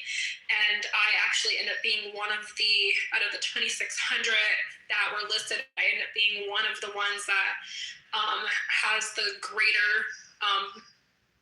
damages in compensation, and I'll never be able to see that money be sent to me, and that's not even in punitive damages. But it's still an ongoing thing on the low. I think there's a lot of I'll say household conversations that people are enraged about it. A lot of the things that I have pointed out were the people who were involved that actually did not receive any consequences. So that would be the children and youth system. Also, too, a lot of the children who were a part of this were also ones with IEPs. I found that to be very interesting. So again, it's crazy, but I love that you dropped that. I know that's gonna make me cry, so I'm gonna put myself on the schedule here to watch that and give you some feedback.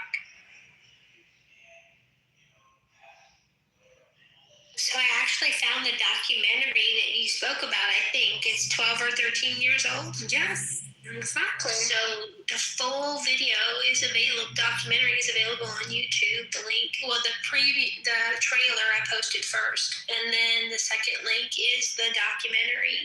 And Angel, amazing life story. You're incredibly resilient, and I'm so glad you're thriving now despite that difficult childhood.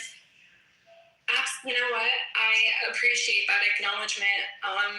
One of the things that I didn't realize through this is that I survived something that many did not.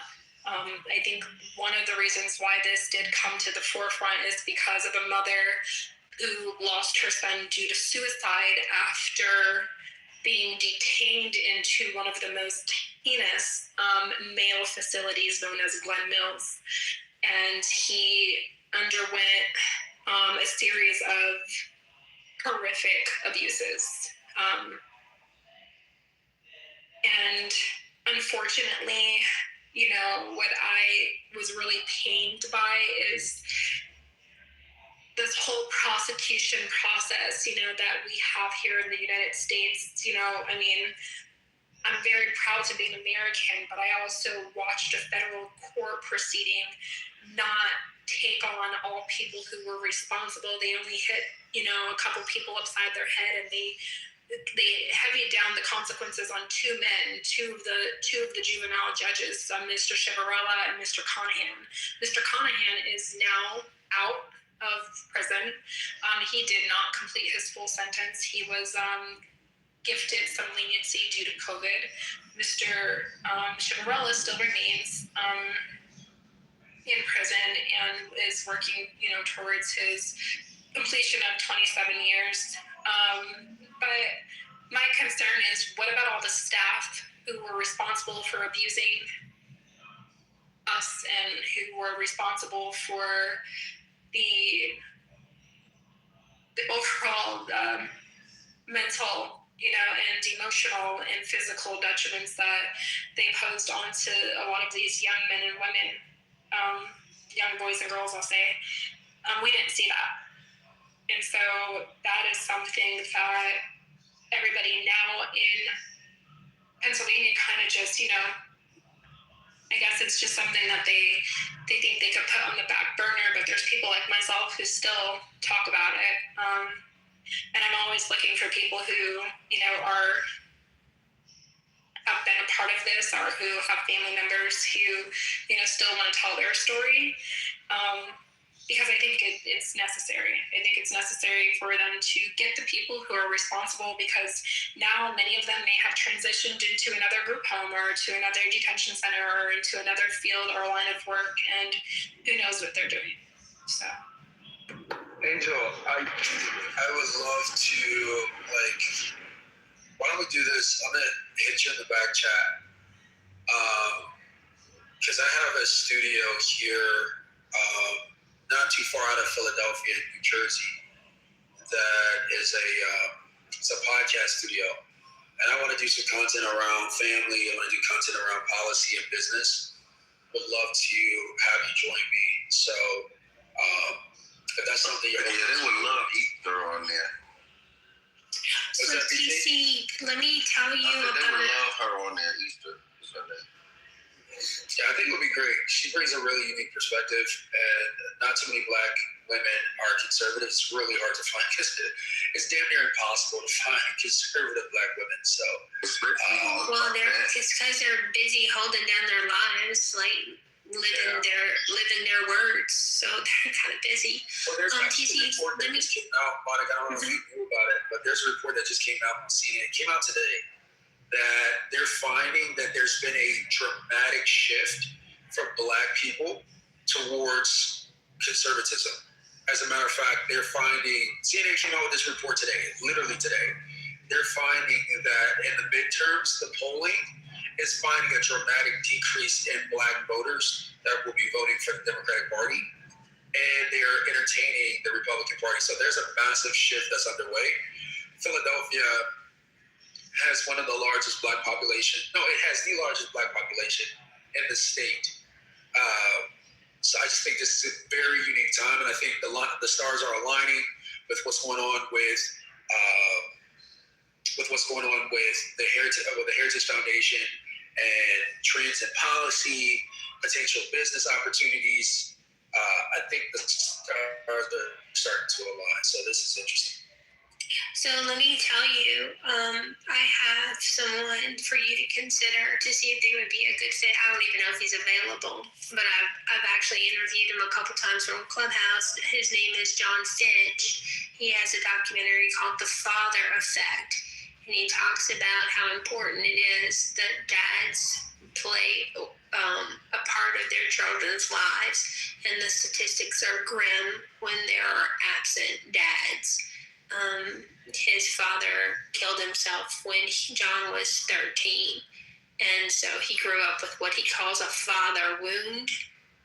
And he interviews people who are in prison, talking about how the gang became their family and had their role models from the street culture, and how it didn't work out well for them, and the girls who don't have a father to teach them how to value themselves will look for male approval in wrong places, and early promiscuity, teenage pregnancies, drug addiction, sexual exploitation. It's a very good documentary. I'm going to put it in the chat, even if you never talked to John Finch. I think it's worth knowing about. Where is he located? I'm not sure. Texas, maybe. It's been a couple years. I used to bring him to Clubhouse for Father's Day. I've got a couple of interviews with him on the app. I had the pleasure of speaking with John a year or so ago. I haven't seen him on here that much since our last conversation, but I think he was housing a room similar to this, where he's just kind of letting something play, and then just getting feedback on it. But I haven't seen him in a while, so it's a familiar name to me. Yeah, Monica, put the link in the chat so I can follow along with that. I don't know what this guy is, but it sounds interesting. Sweet. All right, guys. It's a great space, TC. Thank you. Yeah, absolutely. Yeah, I'll address your back chat. Yeah, my phone has been blowing up, and I've been canceling all these calls so I can manage this conversation. But the replays are on, which is great. We're going to come back and reference this conversation. I want to have a conversation with the Heritage Foundation and see where that takes me, because if there's some alignment here, as particularly addressing issues related to Black family, I'm all in. So we'll see what happens, and I'll bring more of these conversations to this platform and see where it goes. But thank you guys for joining me today. I hope everybody has a great day. We'll talk again soon. Later. Related to Morocco, I would not. No, Morocco isn't from this land. Morocco is from Morocco. Moroccans is from Morocco. So you don't have no sources. So much. You don't have any sources to say America is Morocco, right? No, not one. We do. No, I'm asking Alexandria if you got sources that you could pose to say America. North America is Morocco. Let's see them. We do have. There's millions of people who identify as Moroccan Americans, and they call it Moorish. You can search about it. They're in the US. Well, post the source. I asked you to post a source that says that North America was Morocco. I'm answering you. I don't need you to tell me anything. I need you to post a source. Since you got so many, post one or two sources, primary sources if possible. And this is, by the way, does not devaluate the people who were there, because I believe genuinely people who went to the U.S. before the Spanish coast there never ever come back to Morocco. The strongest Moroccan who come over there before Columbus.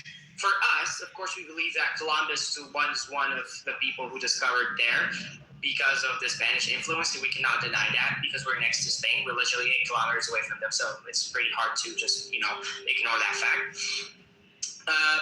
The best documented early Moroccan in America was Mustafa Azemouri, and who also called he had some Spanish names, and he was from Azemour, it's a town in Morocco. He was some information. My bad. I don't know what he said.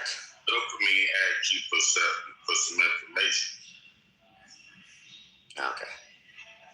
You kind of went away from it. No, I'm not waiting. They might. I just looked it up, and that's the answer it gave me in a room chat. And it also says, well, there's strong, well-documented historical ties between the United States and Morocco, claims that North America was historically Morocco, or any extension of the Moroccan Empire appeared to be on alternative narratives, often cited by more sovereign citizen groups and then recognized history evidence. And that's where you said you got the information from. Those Moroccan society groups, but no historical evidence says that this is even real.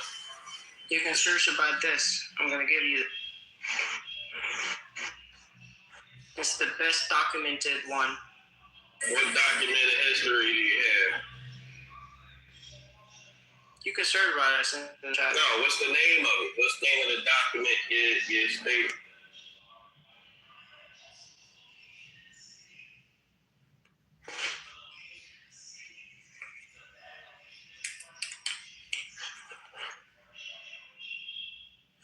It sounds like y'all melanated people sold us melanated people out to the white man.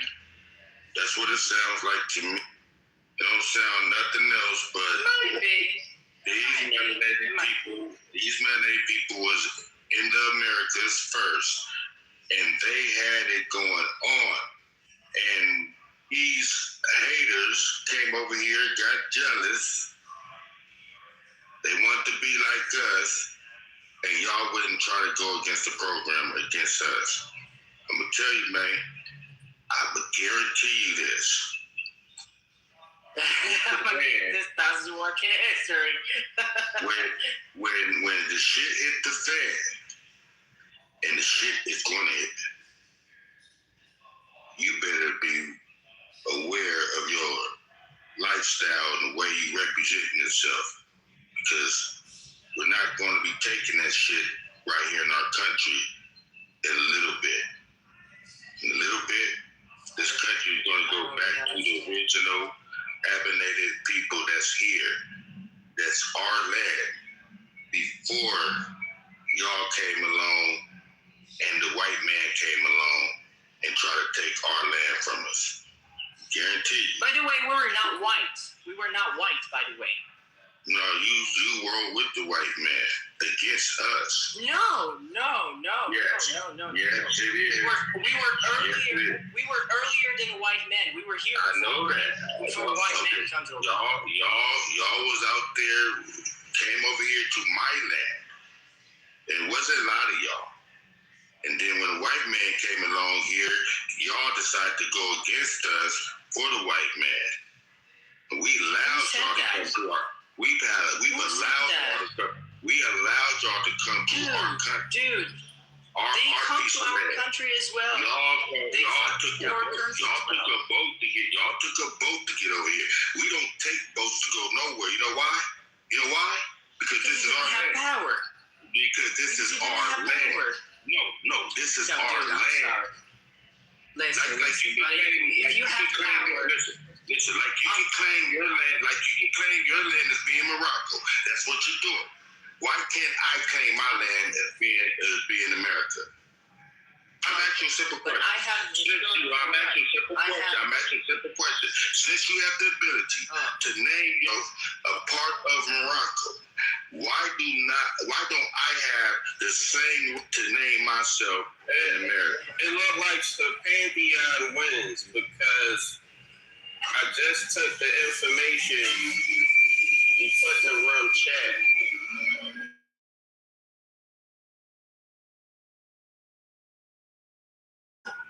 Actually means North America was Morocco or Moroccan Empire, and it said no.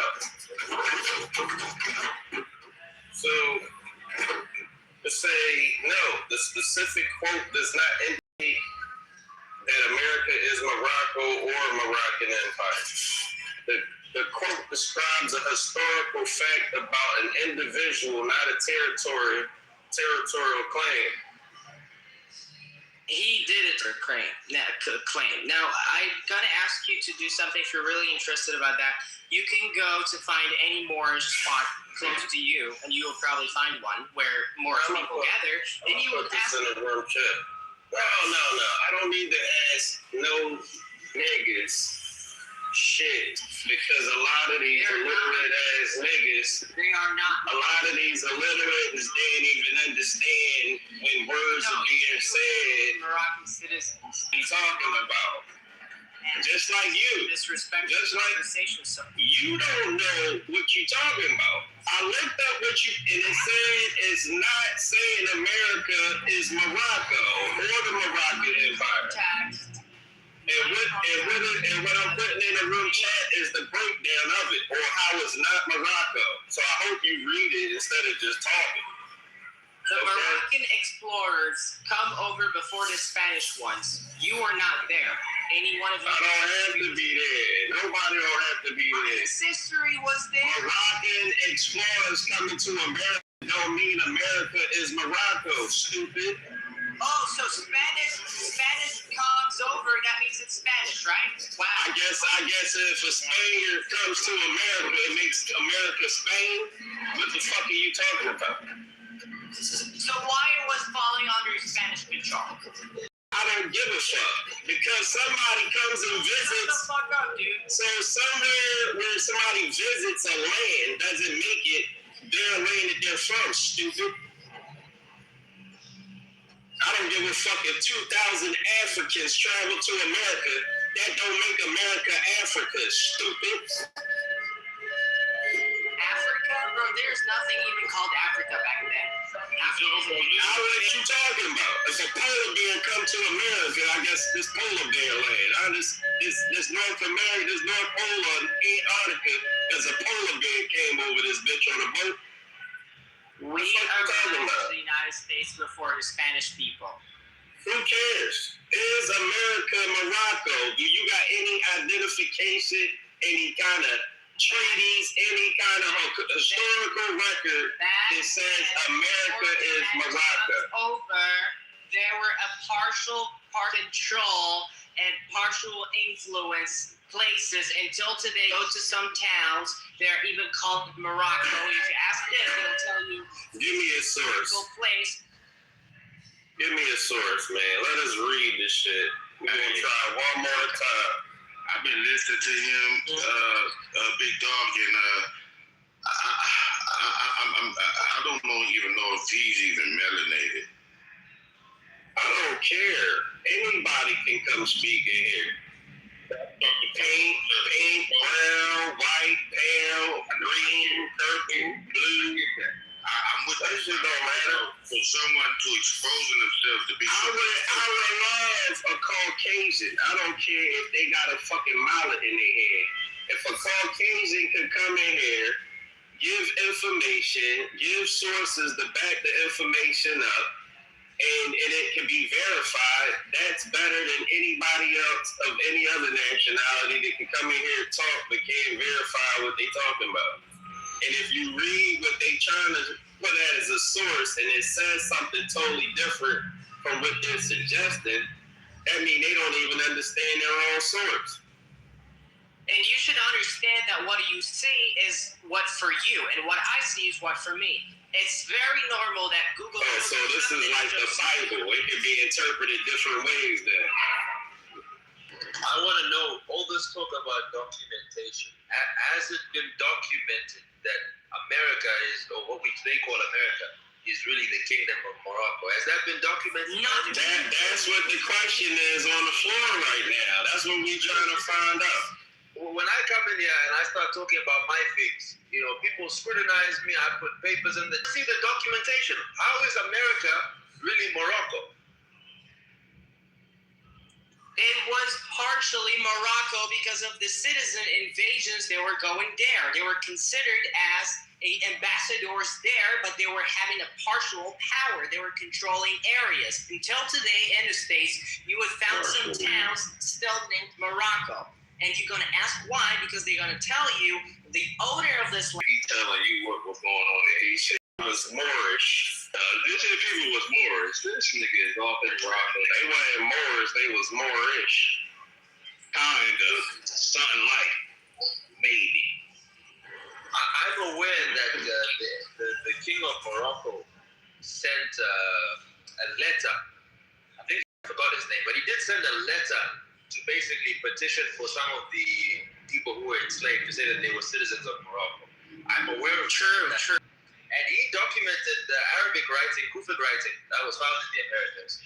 And that's obviously a language that the Moors used there. Moroccan writing, yeah. And some of these artifacts were dated to the Umayyad period. The Umayyad was a group is actually the first dynasty of the Moors that conquered North Africa and spread Islam. So that was during the Umayyad period, about 896. So I can work with you there. If you're saying that there were Moroccans in the Americas, fine. But to say that America is Morocco, I had someone try and tell me that actually the real Nile Valley is the Mississippi River, and that like it never. We never said America was Morocco. We said America was falling under a partial power from the Sultan of Morocco due to the citizen who were living in the U.S. And there was no critical power who was holding institutions in the U.S. back then.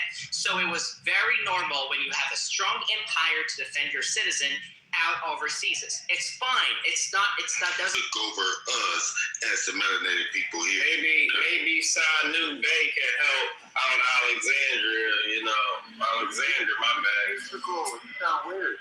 Because we need some documentation of any historical records that says that established a presence in the Americas prior to the fake ass Christopher Columbus, Christopher Popo. There is no proof, sir. But why is there no document of proof in no bearing history? Go see where you did that. Go ask, demonstrate to me that and they're gonna bring you up stuff that you can look at. Ask the right questions, start trying to ask them to prove something wrong and making us. Yo, just show us some documents, treaties, or historical records to show that America is considered Morocco. Are you fucking stupid? It was never been considered Morocco and was falling under a partial power of Morocco because of the citizens who fucking traveled back to the U.S. And I wish they Say that again. Hold on, because you just said you know all these fucking Moorish motherfuckers, right?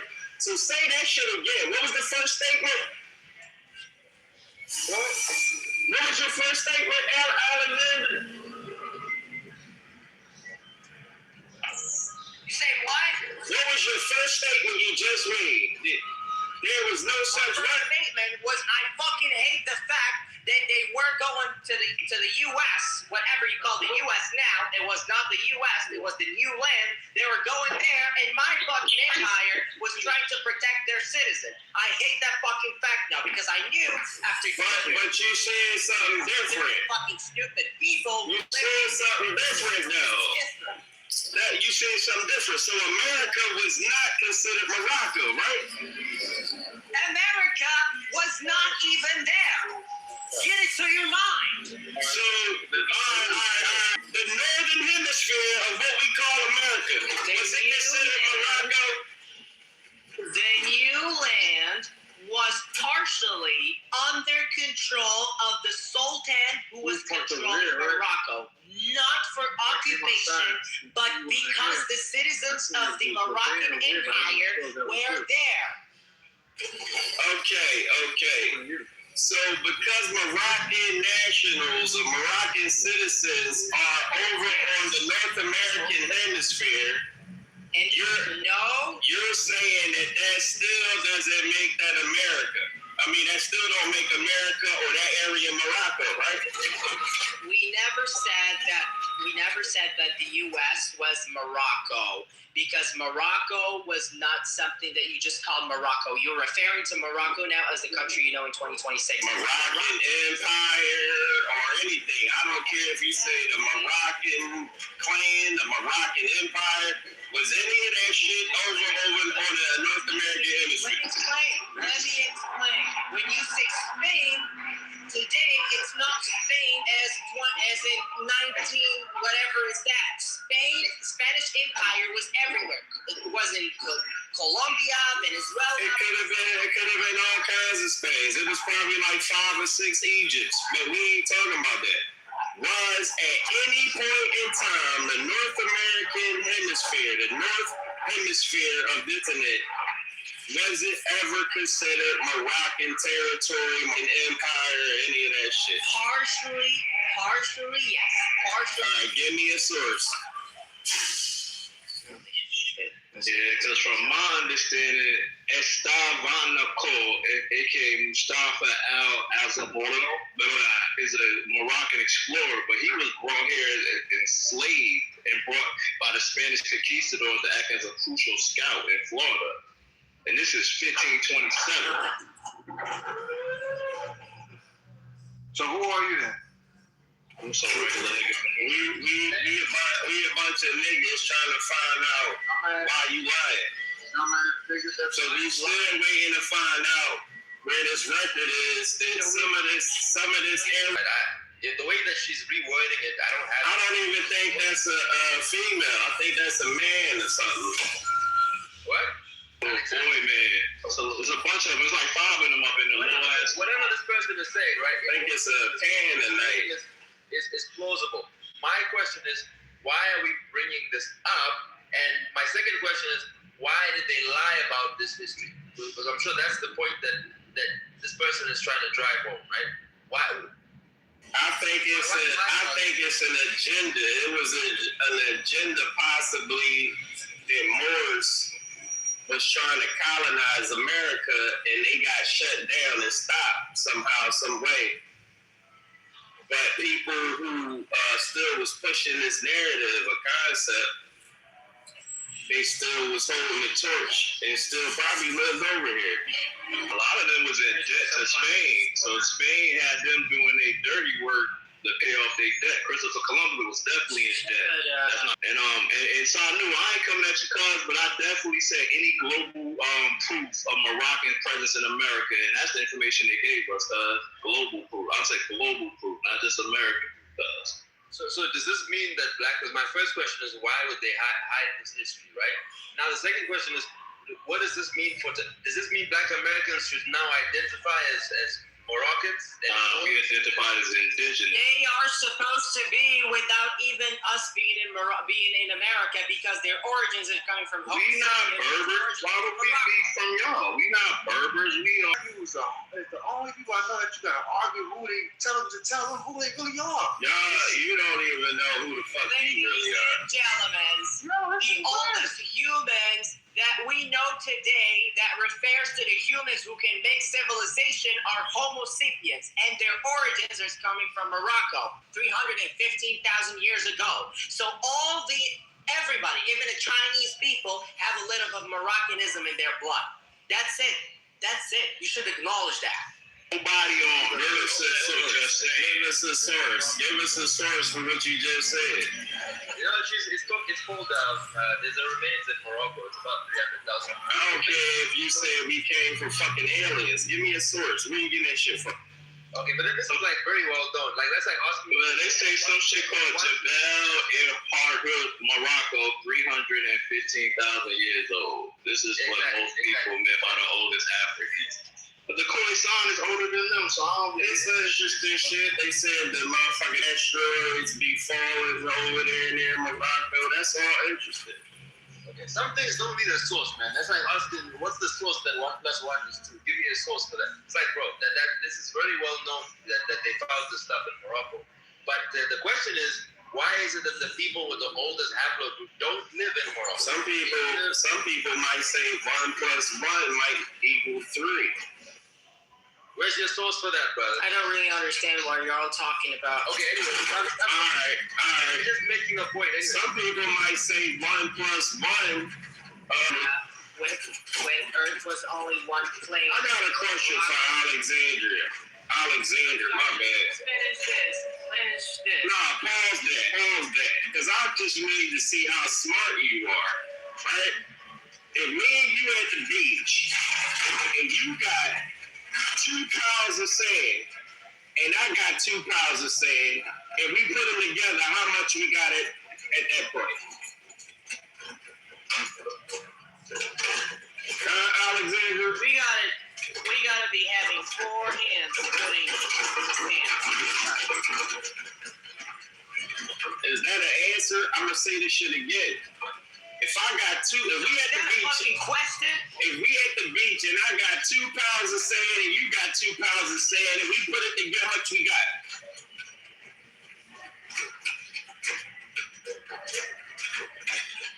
Huh? Okay, that cut me off. Okay, so you're asking me to answer. Smiling though. What's so funny? Why you smiling? You tickled pink about something? Because I truly understand why they say Americans are really out of. What this got to do with fucking a kid? Answer the question. Stop procrastinating. They procrastinate. They can't answer the shit. They ain't smart enough. You're so aggressive with Moroccans. You're not smart enough. I don't care that you're Moroccan. You heard so. Since you so smart, what's the answer? I don't disrespect myself like that. There's such a stupid question. Yeah, I know it's stupid because you gave the wrong answer anyway. You talking about if we had 4 hands on whatever the fuck you was talking about. You wanted to try to. I didn't say that. Yes, you did. What was the question that you asked? Using their 2 hands for this on each other. Only Moroccan dummy would get that wrong. The question? Like you really only a Moroccan dummy would get it wrong.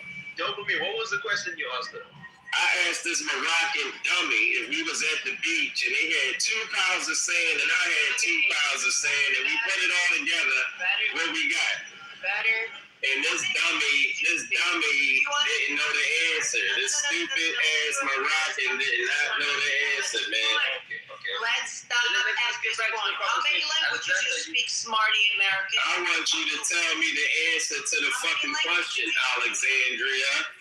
How many languages? Or Alexandra. I keep saying Alexandria. You sound like a woman. Alexander, I want to understand what your world. Just people who. Everybody put their answer in the row chat. I mean, what you got? Yeah, I understand the gist of what you're saying. So what I want to understand from you is, are you what exactly is your worldview? Do you subscribe to Islam? Do you subscribe to some Moroccan spirit? He is Islamic. Dude.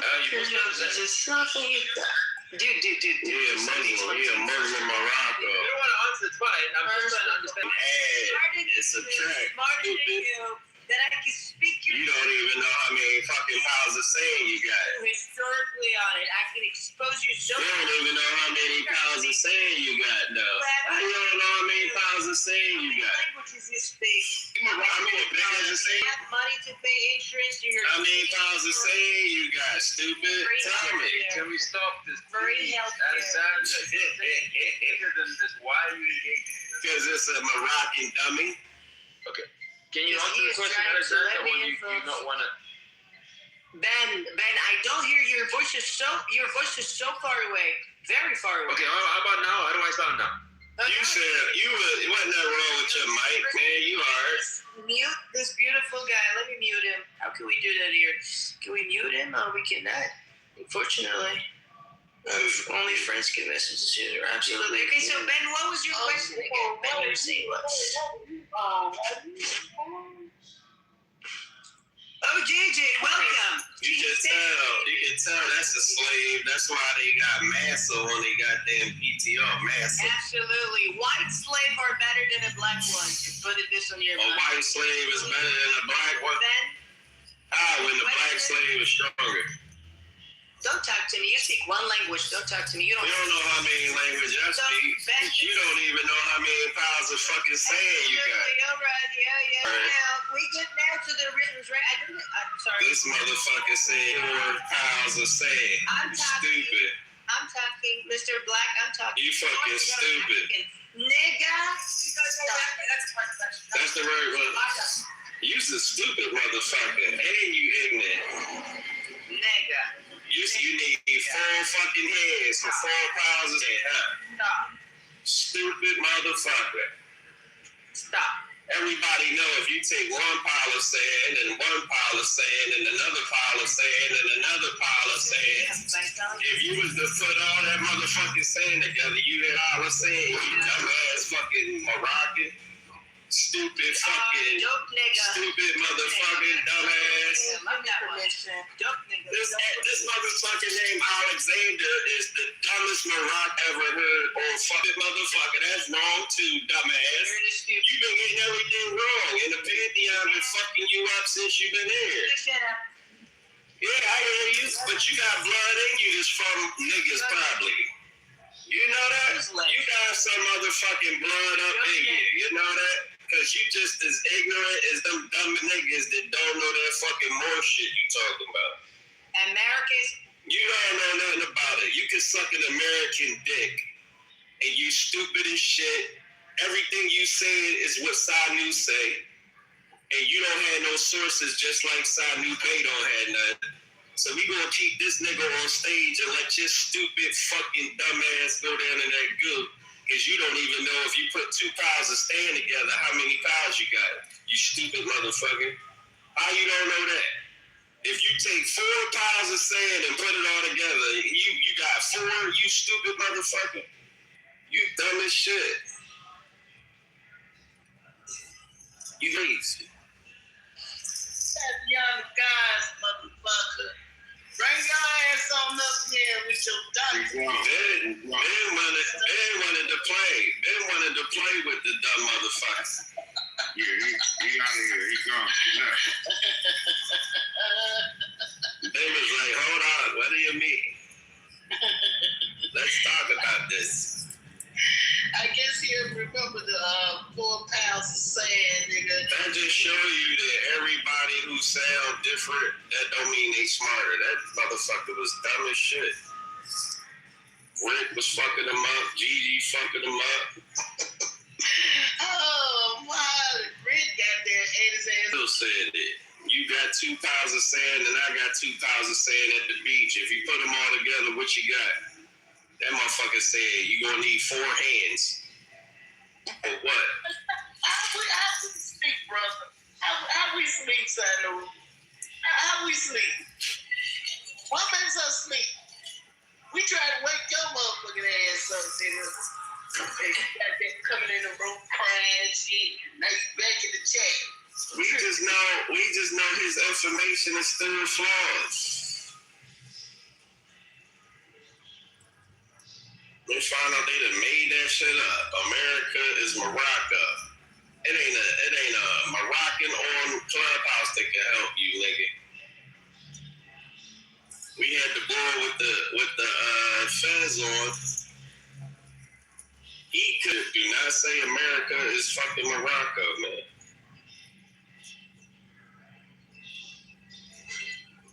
So that's something else. What's up, boss? Man, we learned about Plato's cave in this motherfucker, man. That's something y'all learned about in the Pantheon, Plato's cave. Yeah, I ain't know nothing like that. Shout outs to tomorrow. Shout outs to the Republic.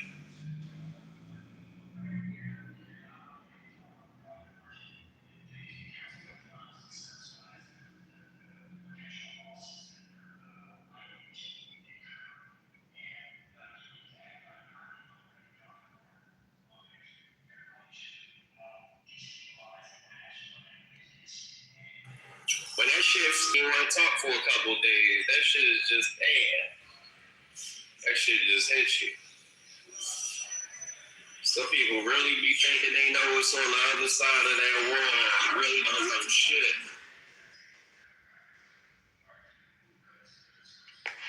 Thanks.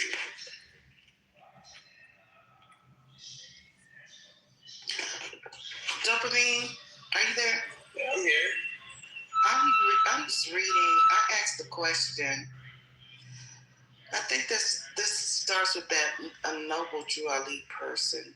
It says in academic and mainstream historical records, the land we call America today was never officially named or referred to as Morocco. However, there are 2 distinct contexts, one historical and one modern, where this idea appears.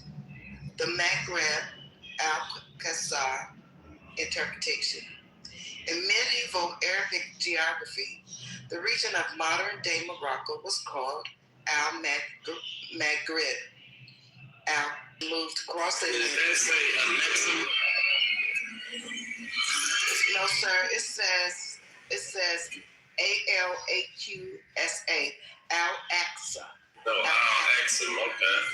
Yeah, Al-Aqsa and Al-Maghrib, which translates to farthest west. As Europeans explorers moved across the Atlantic, some scholars and later theorists noted that from the perspective of the old world, the Americas became the new farthest west. While geographers like Al-Iridisi, 12th century, made maps that reached the edge of the Atlantic, they generally referred to the Atlantic as the Sea of Darkness and did not label any land across it as Morocco. 2, the Moorish Science Temple of America, the most prominent claim that America is Morocco Kalam, the Moorish Science Temple of America, but I think Samu, I hear him talk about the most. Founded by noble African Americans were Moors, and that the Mora Empire originally encompassed North America, which they refer to as Northwest Amexum. Is that the word you were referring to? AMEX? E-M? Yeah, Maxim. That's what he was saying. Okay. Northwest Maxim, Northwest Africa. Okay, the logic. Within this belief system, the land of the Americas is seen as a geographical extension of the Moroccan Empire, and the Moorish people are viewed as its indigenous inhabitants. In fact, this has led to a specific legal and cultural movement, sometimes linked to Moorish sovereign citizens who used the 1786 Treaty of Peace and Friendship to argue that they are on Moroccan soil and thus subject to different laws. Summary of evidence. Perspective was American, called Morocco. Context, okay? Those are the headings. Mainstream history. Was American called Morocco? No. Oh, shoot. It just phased me right out. Primary sources. Maybe I'm not mentioning. Can someone just show us a map, where America is called Morocco? That would be... Well, it's saying there was no map. There is no map where it would reach to the edge, but from there in the Atlantic, it was called, there was nothing labeled Morocco.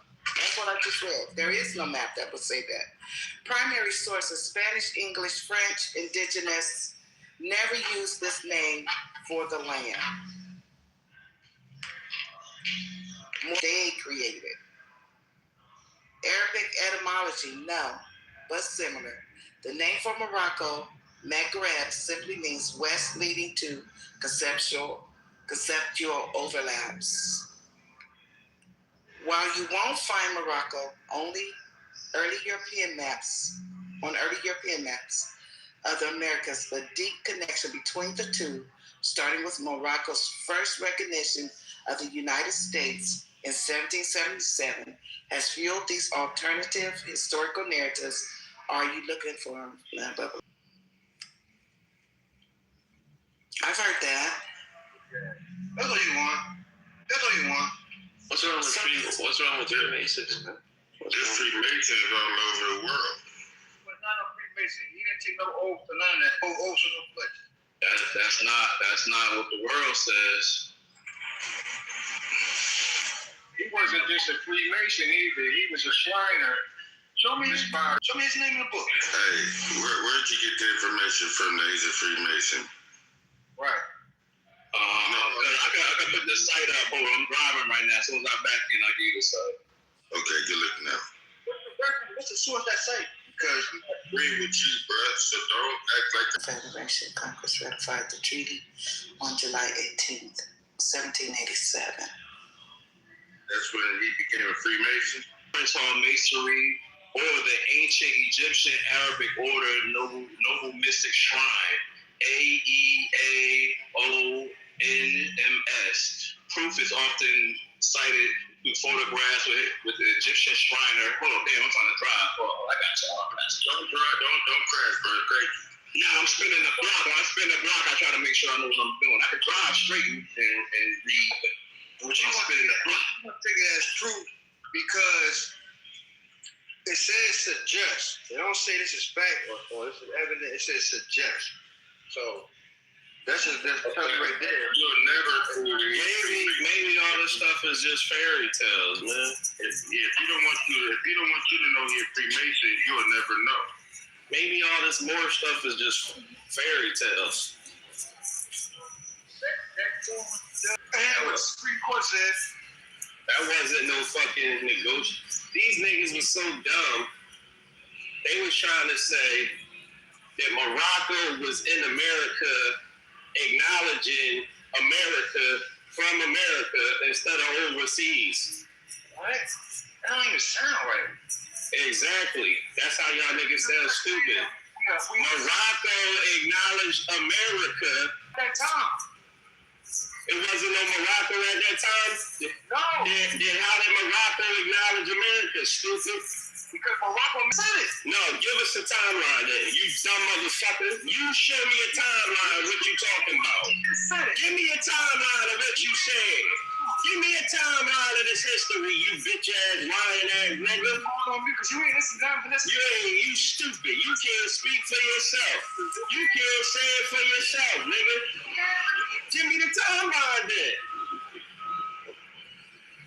Exactly. Crickets every time. You ain't got no information. You don't know how to work. Give me the fucking timeline then. You bleeding on stage, nigga. Tender dick ass. He can't give you no timeline or none of that shit he talking about. Hey, Uncle, I dropped the link for you. This is the Chicago, University of Chicago Press.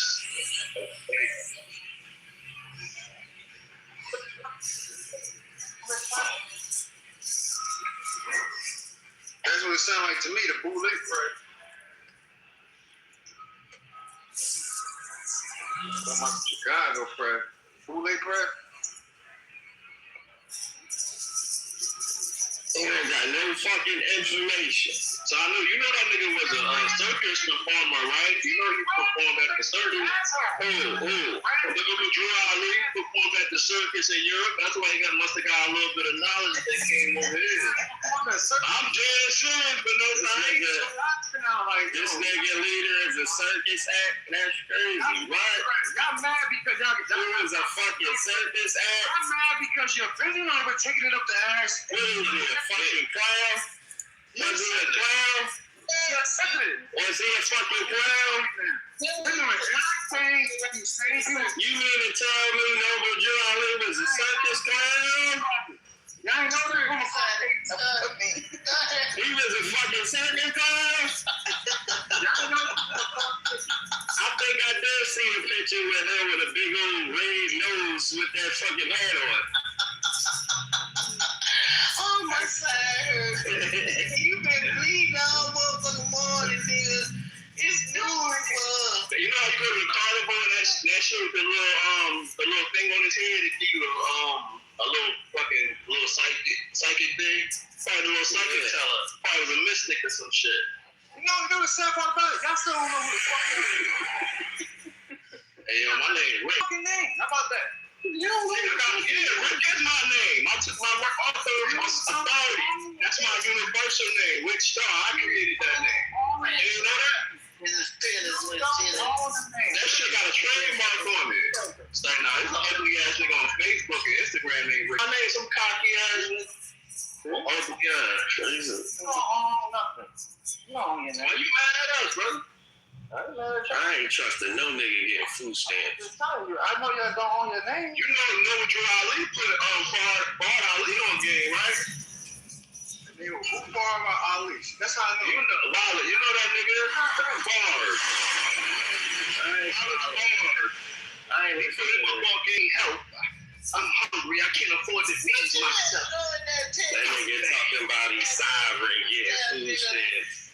How you sovereign? Nigga talking about he's sovereign, getting food stamps. Fuck out of here.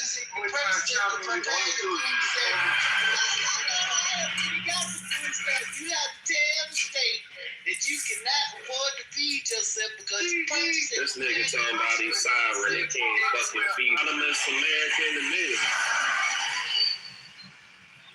They think they're getting their reparations when they steal from the state. That nigga getting representation. Anybody that shit. Anybody getting food stamps. Everybody getting food stamps already getting reparations, nigga. What I want is joke clown. Y'all cool. You the one came in.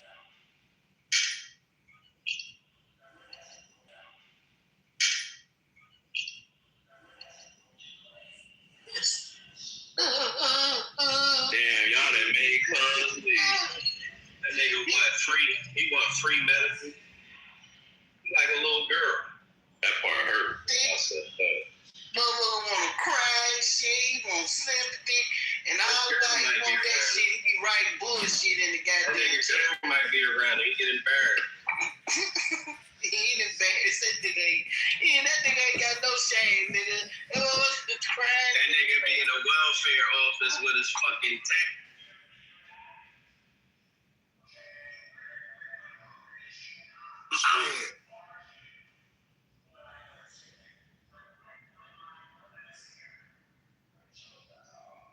what I was in the middle of explaining. So, As long as who you are know deliberately trying to mischaracterize and misunderstand. I don't want the government to take over. Then there is an argument to be made. Marshall, there is an argument to be made to have the government play some kind of role then make in that good helping argument. industries. The government has a role to play in defending the country through the military. The industries that are directly connected to national defense are vulnerable in weakening our capacity as a country to defend ourselves. So there is an argument to be made.